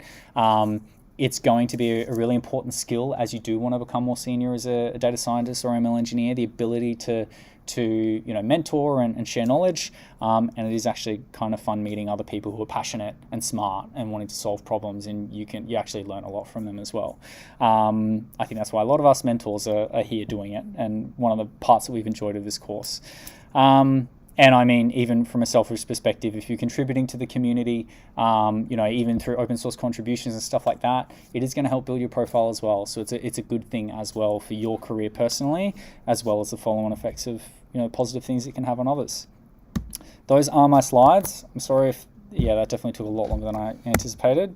Any questions in here other than when fast AI happens? Can I add a couple of things? Yeah, for sure. A lot of great advice there. There's a couple of additional paths you could choose, which I wanted to mention, which for somebody like me would actually be my preferred paths, which is not any of the ones mentioned. They are stay at the current company you're at and bring machine learning into the thing you're already doing.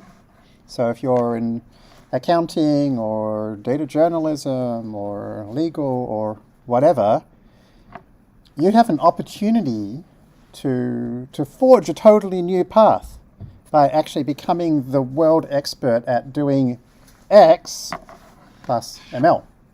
And so if you decide to go and become an ML engineer, you're kind of throwing away all of that domain expertise that you have, and you're becoming a specialist. And I think in this world, actually, it's the people who can combine multiple things that create the most value.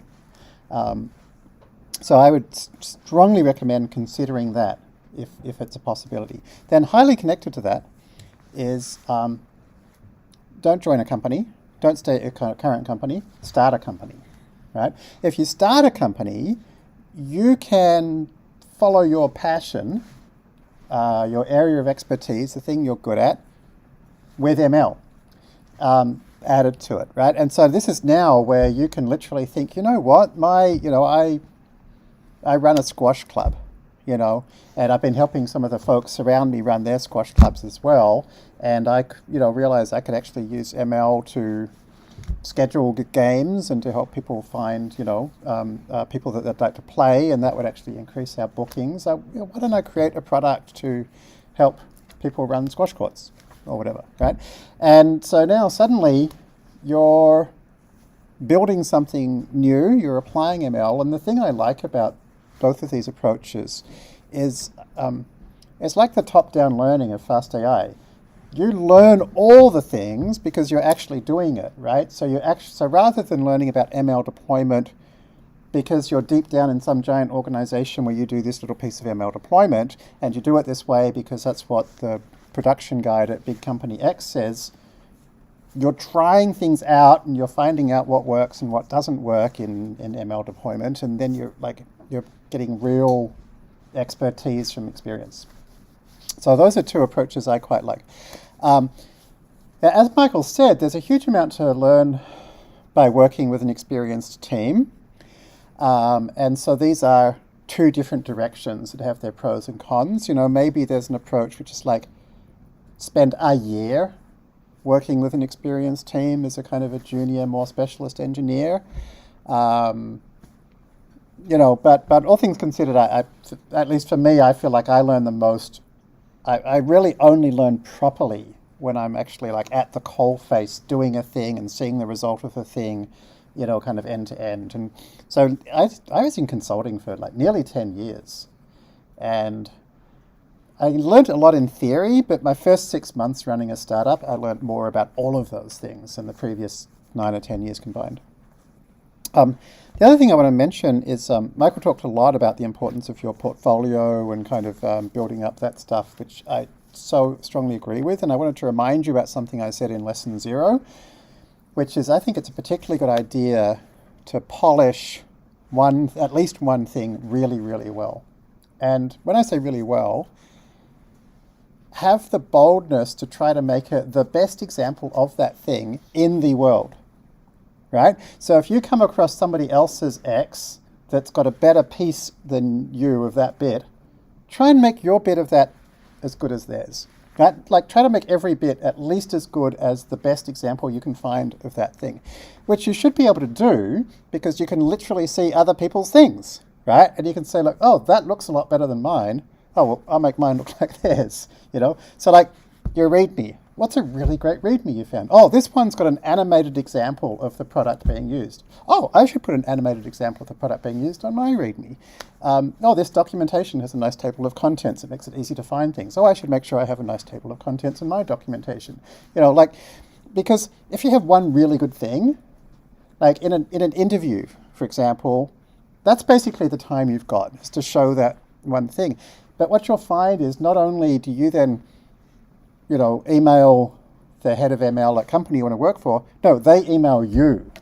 And they'll say, oh, I saw your X, because like it's the best in the world at X, right? And like you should market the hell out of yourself. So in your README at the bottom, by the way, I'm looking for roles of this type, you know. Create the best Twitter thread you can about your X, you know. So like look at the people who create great Twitter threads and like they have really high engagement. It's like, oh, okay, so they split the Twitter thread into multiple sections. They have a picture on each one. They use a social card so you can actually see the little video on the first tweet. Like, oh, how do they do that? Okay, I'm going to create the best Twitter thread about this thing that anybody's ever created. So you'll find, because there's so many things in the world, creating the best thing for X is actually within your capabilities because, like, nobody's ever tried as hard as you to do that before. So you'd be really surprised to see how hard people work to create good versions of things. So for example, I remember a few years ago when we were doing the Fast AI NLP course, and I wanted to find like the best Transformers introduction I could find. This is very shortly after Transformers had just come out. And a guy called Jay Alamar had created a really great thing he called the annotated transformer with all these intricate diagrams that were really nicely done. So we, you know, in the course, I just said, oh, look, honestly, this guy's created a better, you know, explanation of transformers than I can, so I'm just going to use his and I'm going to tell you what it says. And like since that time, basically almost everybody who talks about transformers, and even a lot of papers now, to say, if you want to know about transformers, look at Jay Alamar's annotated transformers. And he's done a YouTube video about how he makes his tutorials, and it's just a hell of a lot of work. You know, he just does it in Keynote, and he carefully thinks about every color, and he creates animations manually for every piece, and just, it's like what they say about great magicians, right? One of the secrets they say of great magic is that you do things that are so like menial and so much work that nobody would think you would go to that level of effort. So, you know, but I often find people are really surprised at how slowly I work when they see me work. But a lot of people are also really surprised at how much I do. And that's because I actually don't release much. Like I release something every few months. But when I do, I try to make it the best of that thing in the world.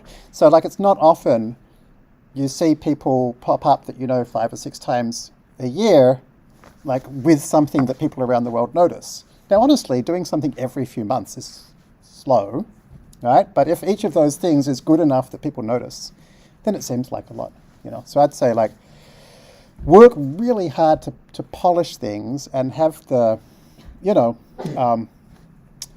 have the boldness to say, you know what, I want to make this the best. Like if you're not trying to make it the best, why are you doing it? You know, if somebody else is going to do it better than you, then they should hire them. Right? So like try to be the best. Okay, so I thought we might have a 5-minute break, and then after that we're going to do an AMA. Who knows what an AMA is? Ask me anything. Okay, so the second A is anything, right? So literally anything. I would really appreciate it if you would type it in the Discord, just because then I can read it, everybody can hear it, it'll be on the video for later, right? But just think, you know, if you like and I were hanging out, having a coffee or a beer or whatever, would you want to ask me? Okay, it's like, I don't care, it's fine, whatever, right? And, there's probably other people who'd like to ask me that as well. So it could be, in your own particular domain of expertise, or about some project you're doing, or about your career, or about something I said, or whatever. It's anything's welcome. Okay, so let's get back together at 7:29, and I'll answer as many questions as I can.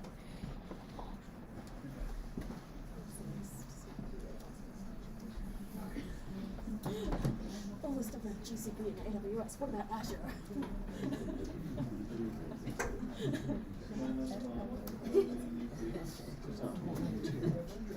Maybe it's just the whole organization. Just everyone got Microsoft name.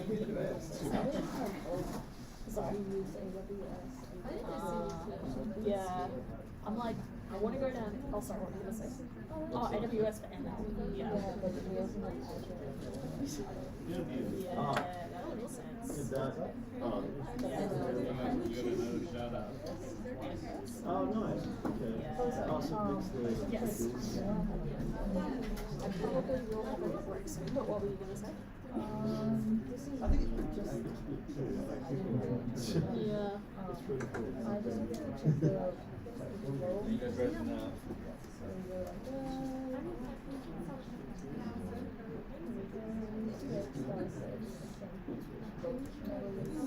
We're not really small, but you go further. Yeah. Where you got business from now? Yeah. I think introduce it and then show it, because I feel like people. No, I'd say the order for that is good.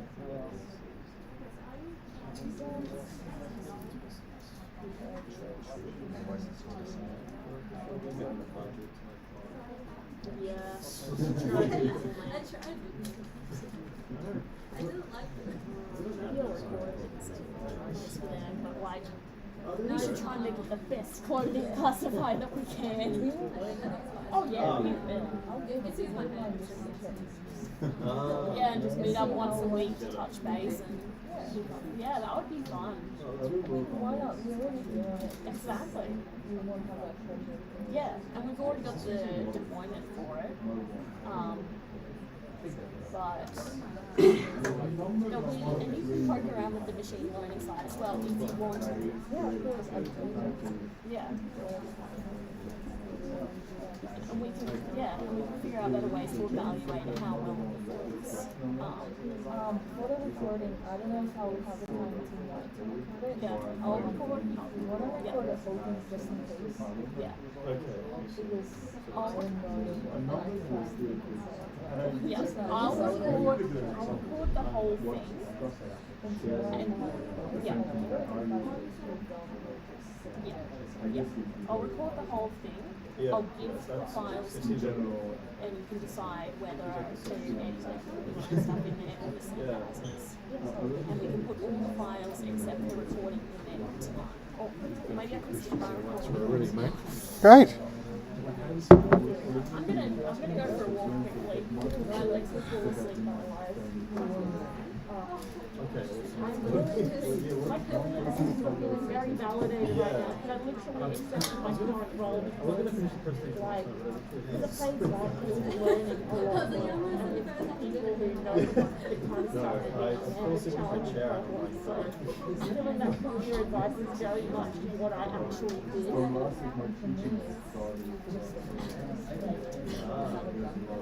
Exactly. Yeah. Okay. And I think this. Maybe I haven't tried.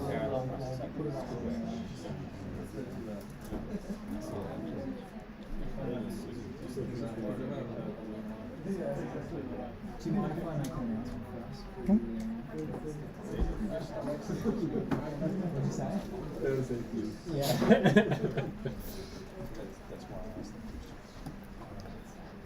See, it does that for you. I think it knows its own. So just before Jeremy does the AMA, Just a note on the group projects. Last week we said that it would be Tuesday.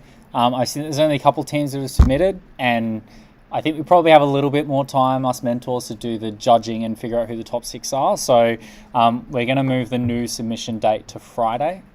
So let's say Friday 6 p.m. That is your final deadline. That will definitely not be getting moved, because otherwise we won't have time to judge them. So if you guys have any questions or ideas on what you guys want to do for your presentations, please chat to mentors tonight, because we'll all be available at different times over the next few days. But please get them in as soon as possible. And if you need a hand or a review, just let us know and we can go through it and give you any ideas. Awesome.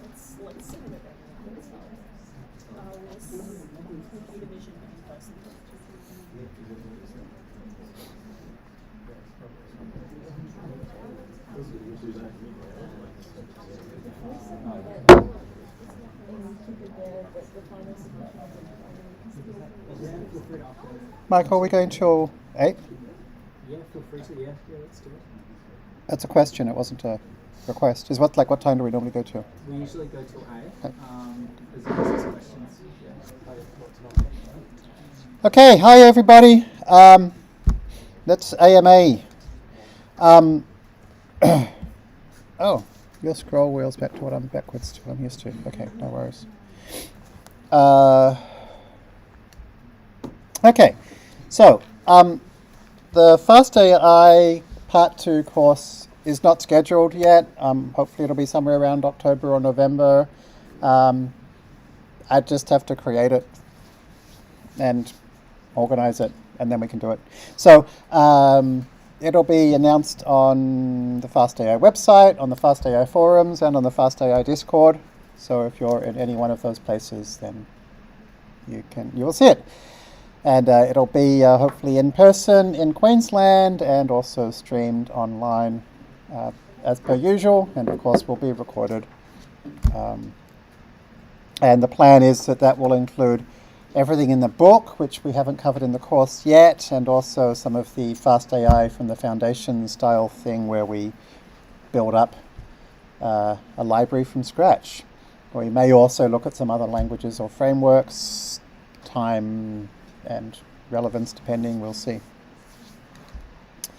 Okay, so if anybody particularly wants one of these to be answered, be sure to thumbs up it. Otherwise I'm going to go from top to bottom, first in, first served. So Nick asks, thoughts on sharing work or code when not looking for a job? Is there a risk of somebody taking it and presenting it as their own? Not really, no. In general, I find, particularly in Australia,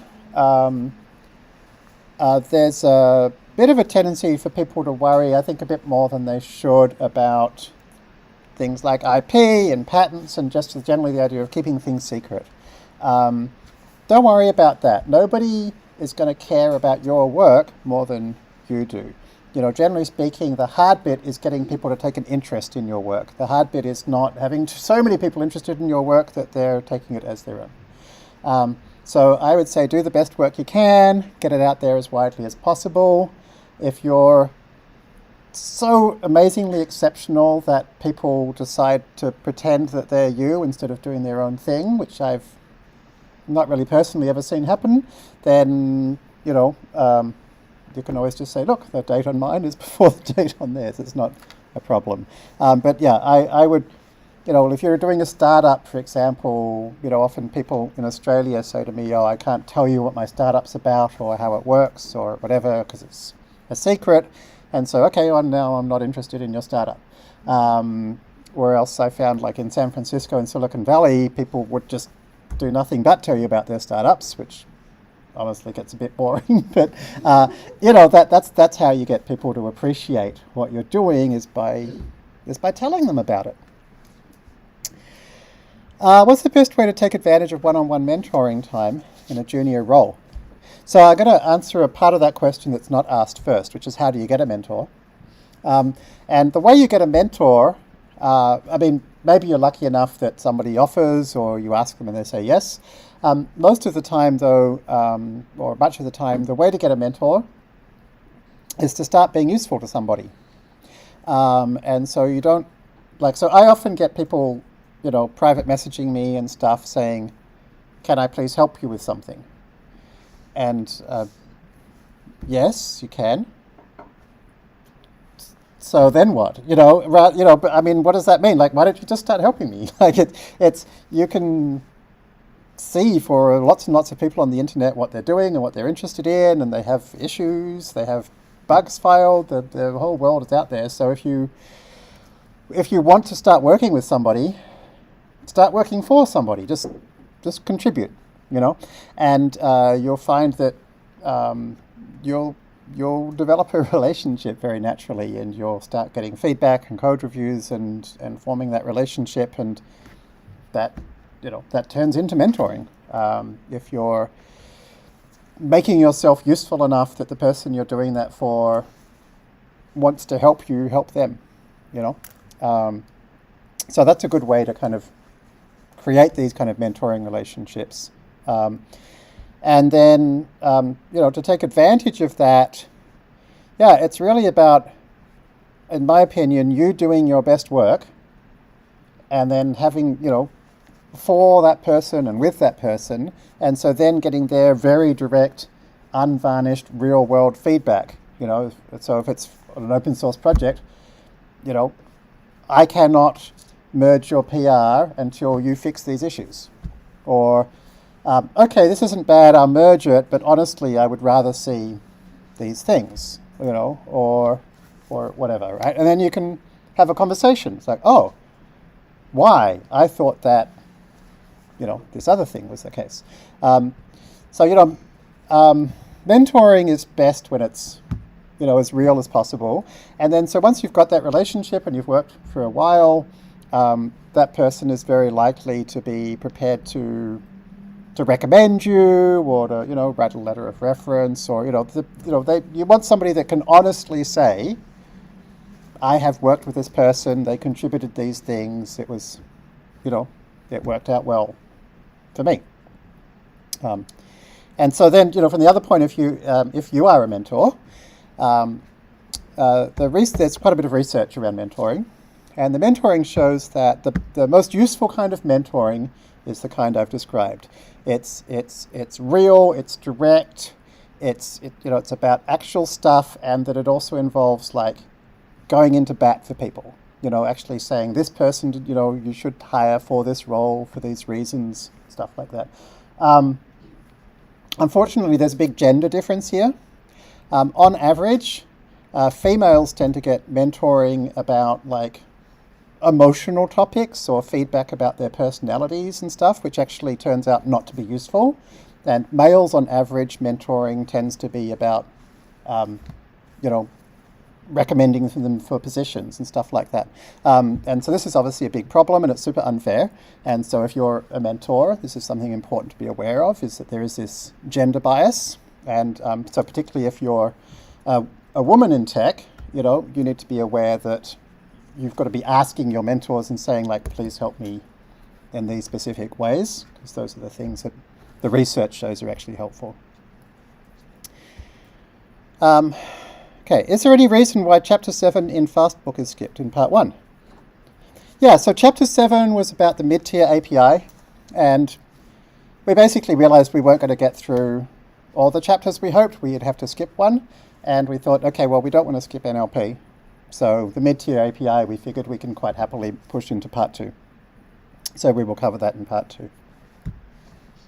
Have I done a Reddit AMA? Yes, I have. Google Jeremy Howard Reddit AMA, and you'll find, I think, hundreds of answers from me. It was a few years ago now, but I don't think I would have changed anything very much. So, what's my OS of choice? I use Windows on my laptop. If it's not Linux, what would need to change you to convert? Linux would have to be like Windows. So I use Linux. I've used Linux for 20 years, but mainly on my servers. I quite like it. I used Mac it's my main thing for about 10 years. But personally, I like the really good touchscreen interface for Windows. I don't like having to have a separate iPad versus a separate computer, so I like having it all in one place.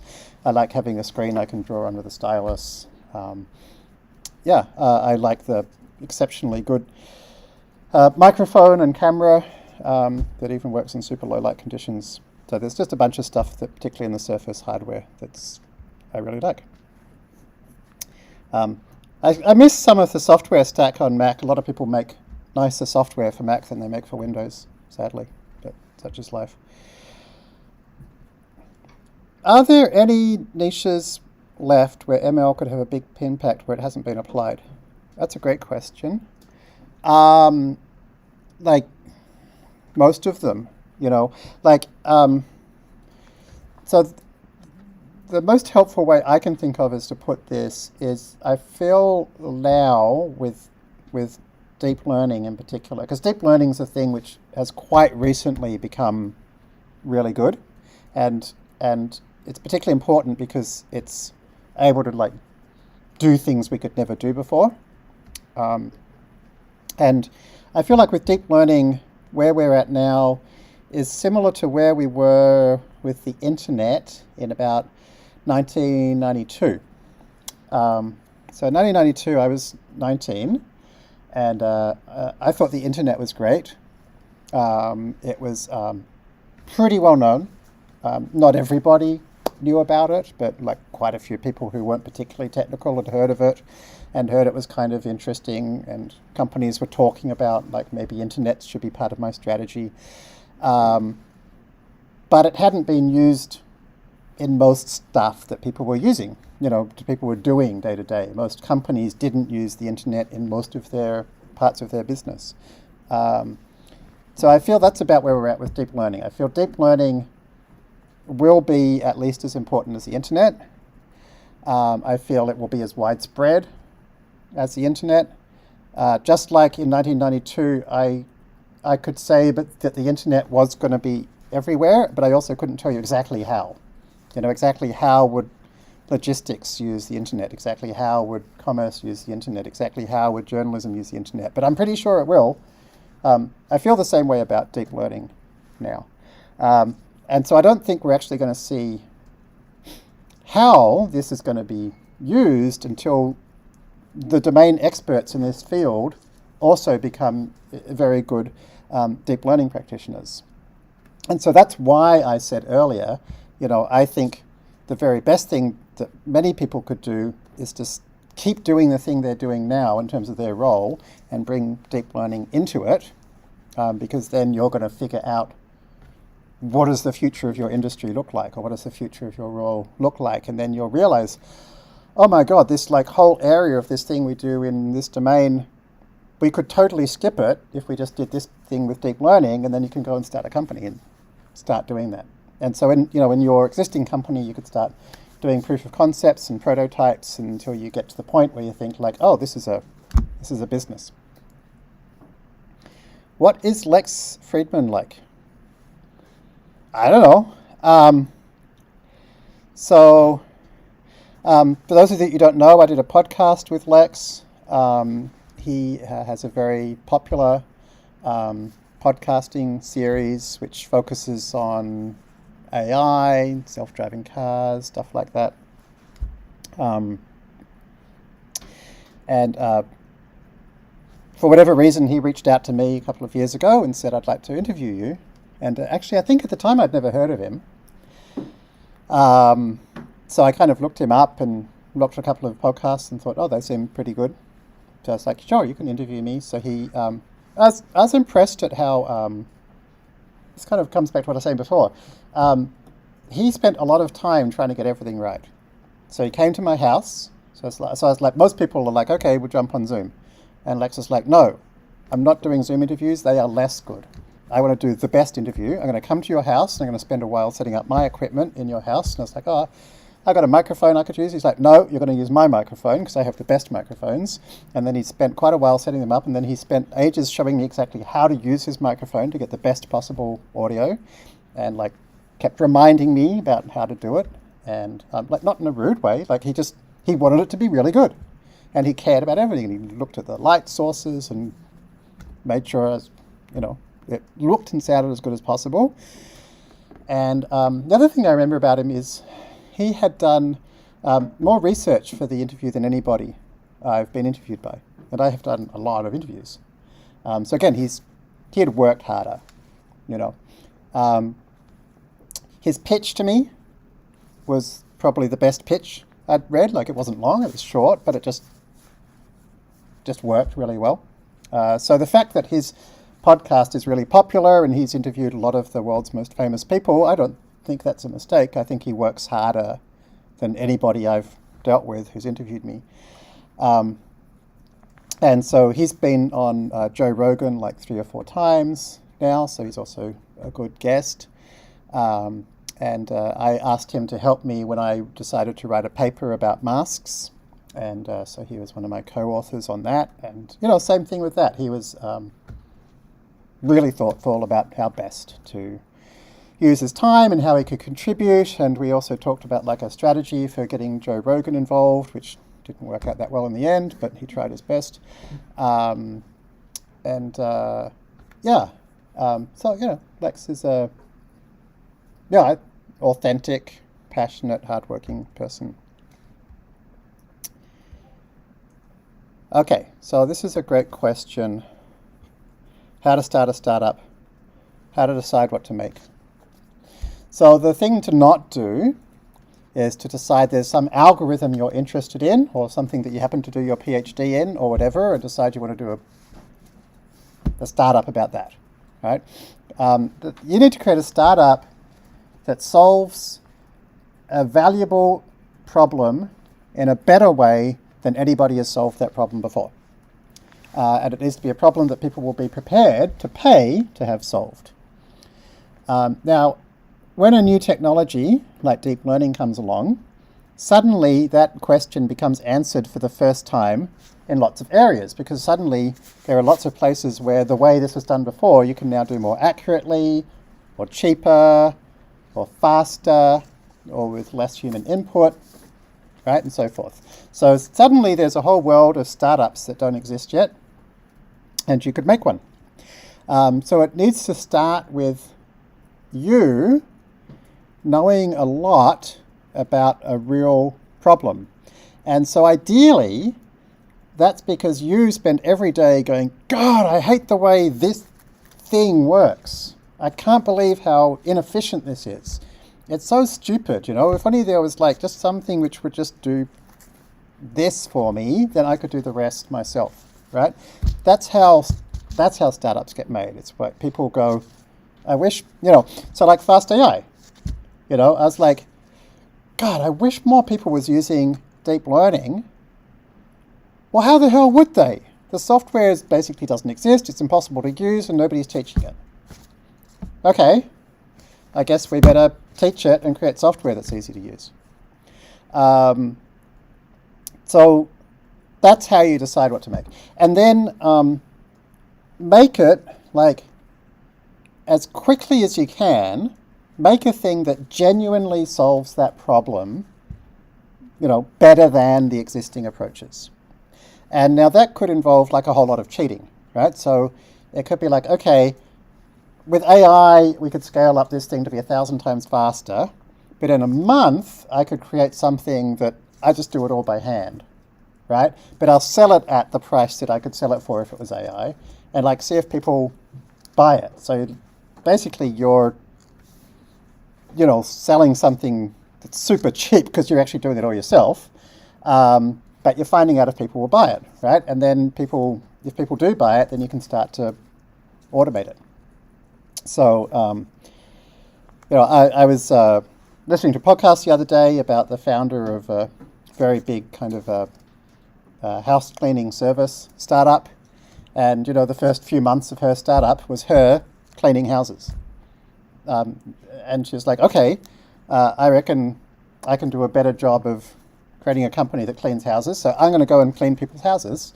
And each time I'll figure out like better ways to clean the house and better ways to teach somebody else how to clean houses, and what the best chemicals to use are, and the best mops are, and the best, what things customers care about, what they don't care about, and so forth. So again, it's like, work very hard to solve people's problems, not necessarily in a remotely efficient way. Get them to pay you for it, and then you can scale it up if it works.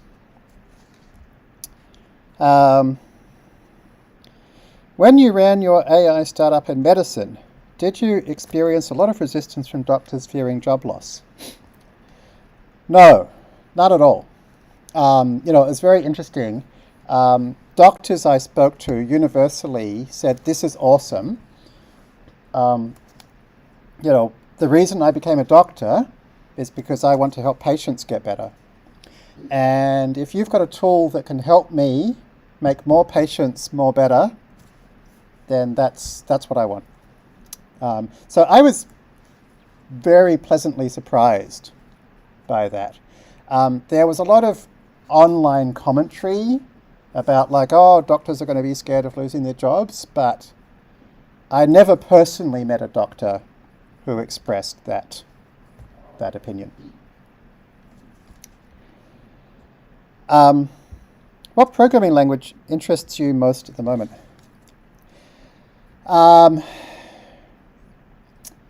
Obviously Python interests me. The reason I'm interested in Python is because I like the idea that I can teach people one language and they can use it for everything. It's not the best at anything, but it's okay at everything.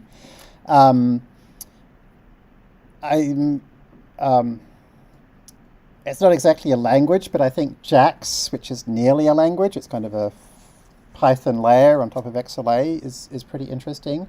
I think Julia is a very interesting language, although it has a lot of warts that never quite seem to get covered up. And then, the language I've been interested in forever is J, which is more of a fun hobby thing. I've also been interested in F# forever as well, although the kind of .NET world and deep learning have never quite made friends. All right, what does my average day look like? How many hours coding versus other things? So this depends a lot. So I do try to focus, and I try to create focused blocks of time. So realistically, I find that I can't do more than 4 hours of creative work in a day, which is something that most research shows is true about nearly all people. If I try to do that anyway, then it just doesn't, really have much net benefit. There's actually a lot of research into this in general. Now, I specifically said creative work. In general, it seems humans can't do more than 60 hours of any work a week in a productive way. So after that, we don't just have marginal decrease in productivity, but we actually have a total decrease in productivity. We start to hurt more than we help. But yeah, 4 hours a day of deliberate practice or highly creative work. So coding, I try to make sure all the coding I do is highly creative work. If it's menial boilerplate, then I'll try to figure out how to remove that, write a library that does it for me, or generation or whatever. And Python's great because Python is such a dynamic language. You can kind of have it do anything for you. So trying to find 4 hours, ideally straight, that I can focus, it's pretty difficult. So I do find that means I have to exercise every day, I have to eat well, I have to sleep well. I've got a family. So yeah, it's not always easy, but that's always my goal. And it does mean doing almost no meetings.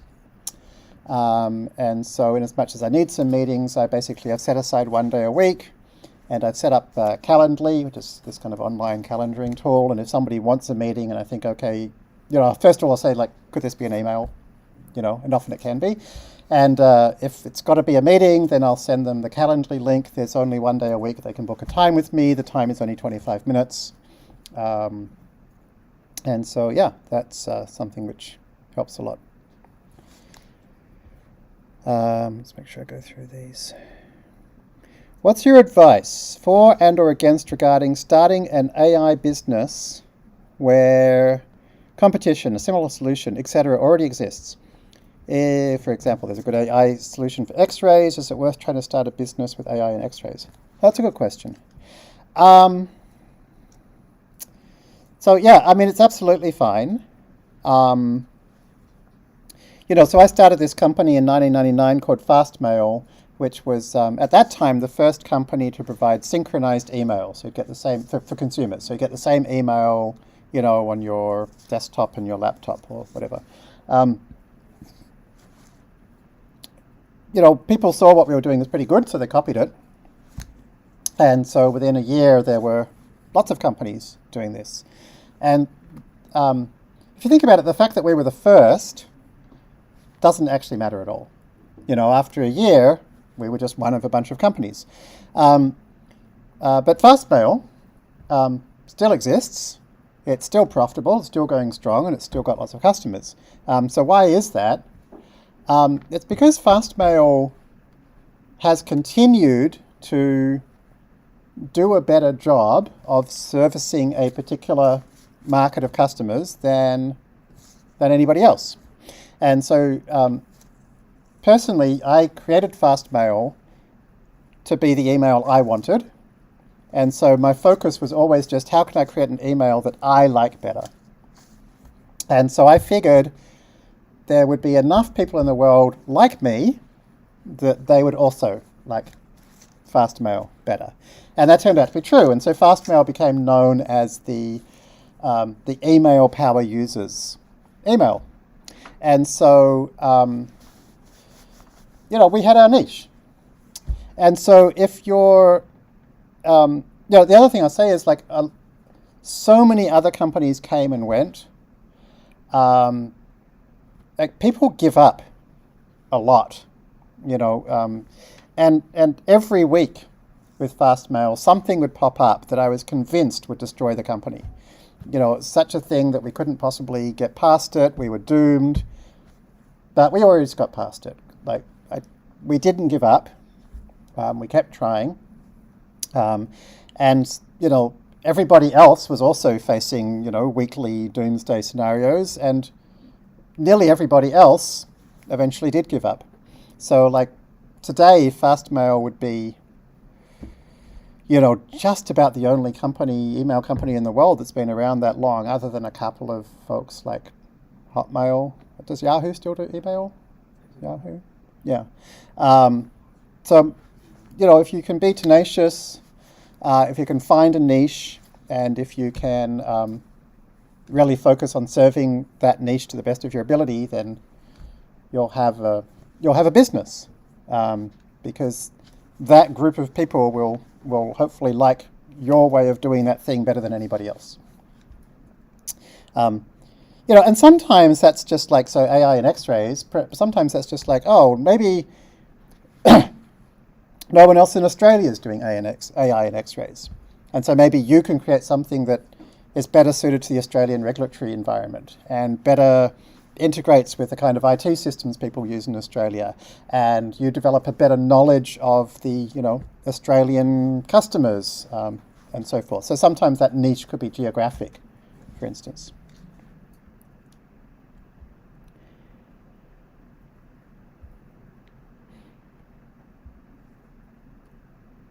Is Lex Friedman actually a robot? You can tell us.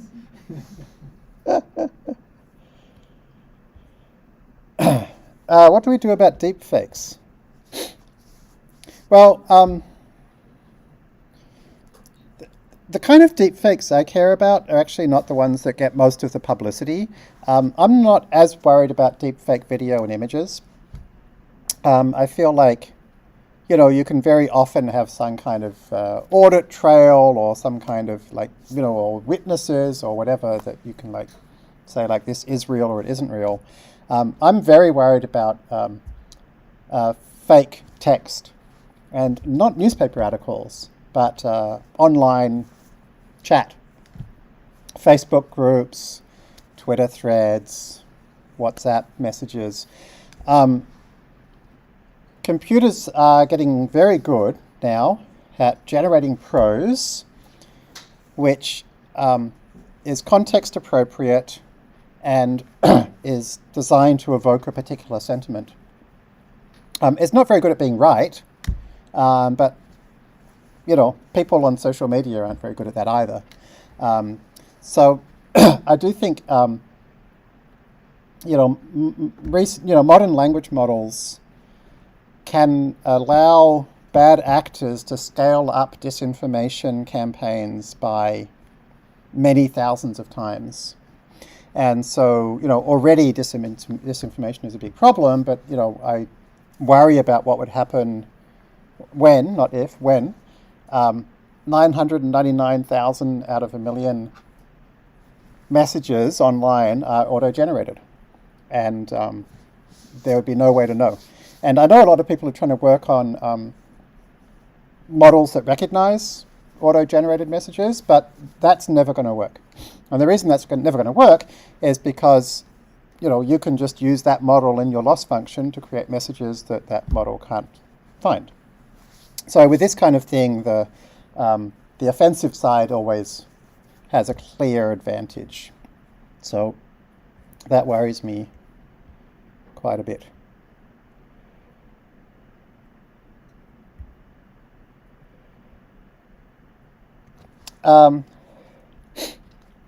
How do you plan on influencing the AI scene to make Brisbane a better place to be and get hired at? It's a great question. So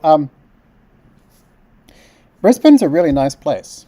Obviously the people here agree, because otherwise you wouldn't be here. My whole life I wanted to come to Queensland. And so a couple of times as a kid we came to Queensland for holidays, and it was great. And I thought, okay, we're all enjoying being in Queensland. Why do we then all go back to Melbourne, where it's less great? And so I always thought that was really weird. And I thought, okay, one day I'm going to go and live in Queensland, because then it's going to be great all the time. But I always thought there must be some kind of problem with this, because otherwise everybody would be in Queensland. Anyway, I finally got around to trying it, and I was right. It's actually amazing being in Queensland. It's really great. So I think, we have something really going for us here, which is it's sunny, we're by the water, there's surf, there's beautiful nature. It's extremely pleasant place to live. There's, a number of really, significant regions just in terms of population and technology. There's these three big regions here. And there's some genuinely world-class AI work going on, but it's pretty fragmented.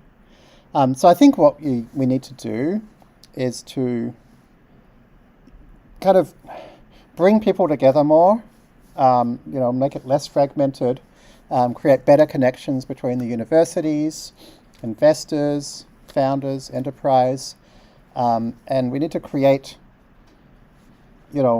somewhere where people around the world can say, God, I wish I could be there with those people.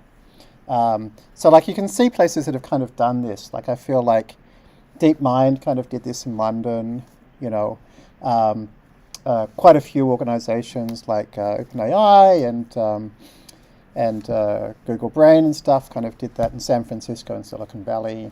We need that kind of thing here as well. I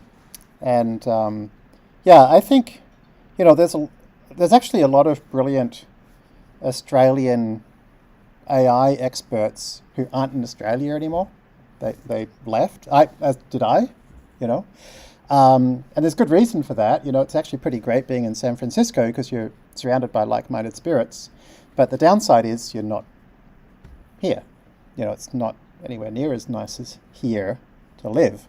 So I feel like if we can kind of generate a critical mass of less fragmented expertise, people doing interesting work together, then I think we can bring those people home. We can make the world's experts want to come here, and be a real center of excellence in this area. So that's my hope. And in the coming years and months, hopefully you'll start to see me contributing to that, and hopefully some of you will as well. All right. All done.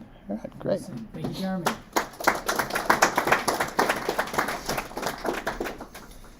All right. So that's it. The course is done. Thank you guys so much for joining us along the way. Sue, feel free if you do want to come up and say something to do that. Couple notes. First thing, thank you guys for joining us on the journey. It's been awesome having you. It's been really fun to share knowledge with you and learn from you guys and see the passion that you guys have had in doing this course. Hopefully many of us cross paths in future professionally in Brisbane. Secondly, obviously, thank you, Jeremy, for the course that you put together and being involved in the course along the way as well. Thank you. And finally, the mentors. So the mentors have all contributed their time, contributed their expertise, and over the last sort of 10 weeks have really helped you guys a lot, and obviously contribute a lot of time in the weekly presentations as well. Just want to thank you guys for contributing your time. I know you're all very busy and working on stuff in your own lives. Thanks for contributing and sharing your knowledge. I know I've learned a fair bit from a lot of you, so it's been awesome. Thank you. All right. Next time this happens, maybe some of you can come back and be mentors. Yes. Great learning experience. Exactly. So, this, I mentioned in that slide deck about, giving back, sharing your knowledge. I think, all of us mentors can attest to the fact that, presenting back our knowledge to you has been, really helpful for us solidifying what we've learned. A few of us actually were a part of the previous Queensland AI, fast AI course that was run. So I think at this point, now that you've all gone through this course, we will be looking to do this again. We'll probably wait until Jeremy has produced part 2 of the course, and then I would say sometime in the first half of next year, probably look to do another one. But it would be amazing, if you guys, now that you've done this course, I'm sure you'll go off and build your skills. It would be amazing to have you come back and, come back as a mentor and contribute to the course for a new cohort of students who want to learn machine learning, and, a new batch of people who can, join the Brisbane ecosystem and contribute their skills. So, it'll be a little while, but when this does come back around, please, think about contributing back to sort of give back for the time that has been contributed to you guys. So I hope to see a lot of your faces back involved when that does come around. And come join the Fast AI Discord as well, so that you can keep the conversation going there. Definitely. So we'll keep this Discord open. I'm not anticipating it to stay super active within a few weeks' time. But Fast AI, hopefully you've all joined it. That's the best place to be as far as, not only about Fast AI, but just as far as machine learning communities go. There's not a lot of them that are as big and as active and, I guess, focused the Fast AI community. So definitely join that. And contribute if you can. If you see a new paper or a new technique come out that you think should be in Fast AI, contribute. You'll just have to get through the wall of death that is Jeremy's PR reviews. So Sue, Sue's not going to say anything. Yeah, absolutely. So thank you. We're all in this room, this wonderful room. We've eaten delicious pizza. AWS have been amazing with helping us bring this course together. They got involved on fairly short notice. They were able to get us this space. They've helped work through, COVID challenges. And they'll also be, helping out with our sort of final prizes and having a judge for us as well. So they've been extremely helpful, and just a fantastic attitude of wanting to help push this forward and contribute to, the meetup and the ecosystem, and, fantastic to have on board. So thank you, team, especially Jebs. You've been amazing. I think that is all for me. The only thing I would say is, obviously this is the end of our Tuesday nights. However, next Thursday in 9 days' time, we will be having the final showcase. So there will be 6 teams that do go through. yeah, make sure that you get your submissions in this Friday. The mentors will judge them, and hopefully by Monday or Tuesday, well, let's say Tuesday, we can let you guys know who the top 6 will be. If you do need a hand, if you're struggling to get it submitted, ask for help. We can help you. We want to get as many of you submitting those as possible. Will the presentation be streamed? On Thursday, yes. So the meetup next Thursday, there is a limit of how many people can be there in person, but we obviously will be streaming this via Zoom. So anyone, and this, also keep in mind that if you are, someone who is putting a project together or a team together online, you guys are just as much in the running as everyone else. So, if you do get selected to be one of the top 6 teams, you will also be able to present. You'll just be Zooming in next Thursday, which, if you're attending this, this session, the time zone will be the same next Thursday. So please submit, even if you're an online team. This isn't just about the in-person teams. We need as much competition as possible to push everyone forward. But yeah, if you can't make it in person, we'll obviously be streaming it online for you to watch or contribute. I think that's it. Anyone have anything else that needs to be said? I think that's it. No worries. Thank you, guys. It's been fun. All right. Thanks, everyone. Resources are online if you ever want to watch this again, but hopefully we'll be running another one in time. Looking forward to part 2, Jeremy. Hopefully those dates happen. Anyway, no more pressure from us. And thank you to the Queensland AI Hub as well. Yes, definitely. Thank you, Sue and the team. Been a big help. All right. Thanks, everybody. Godspeed, and yeah, feel free to keep the community together. We'll see you at the meetups, and looking forward to seeing you guys soon.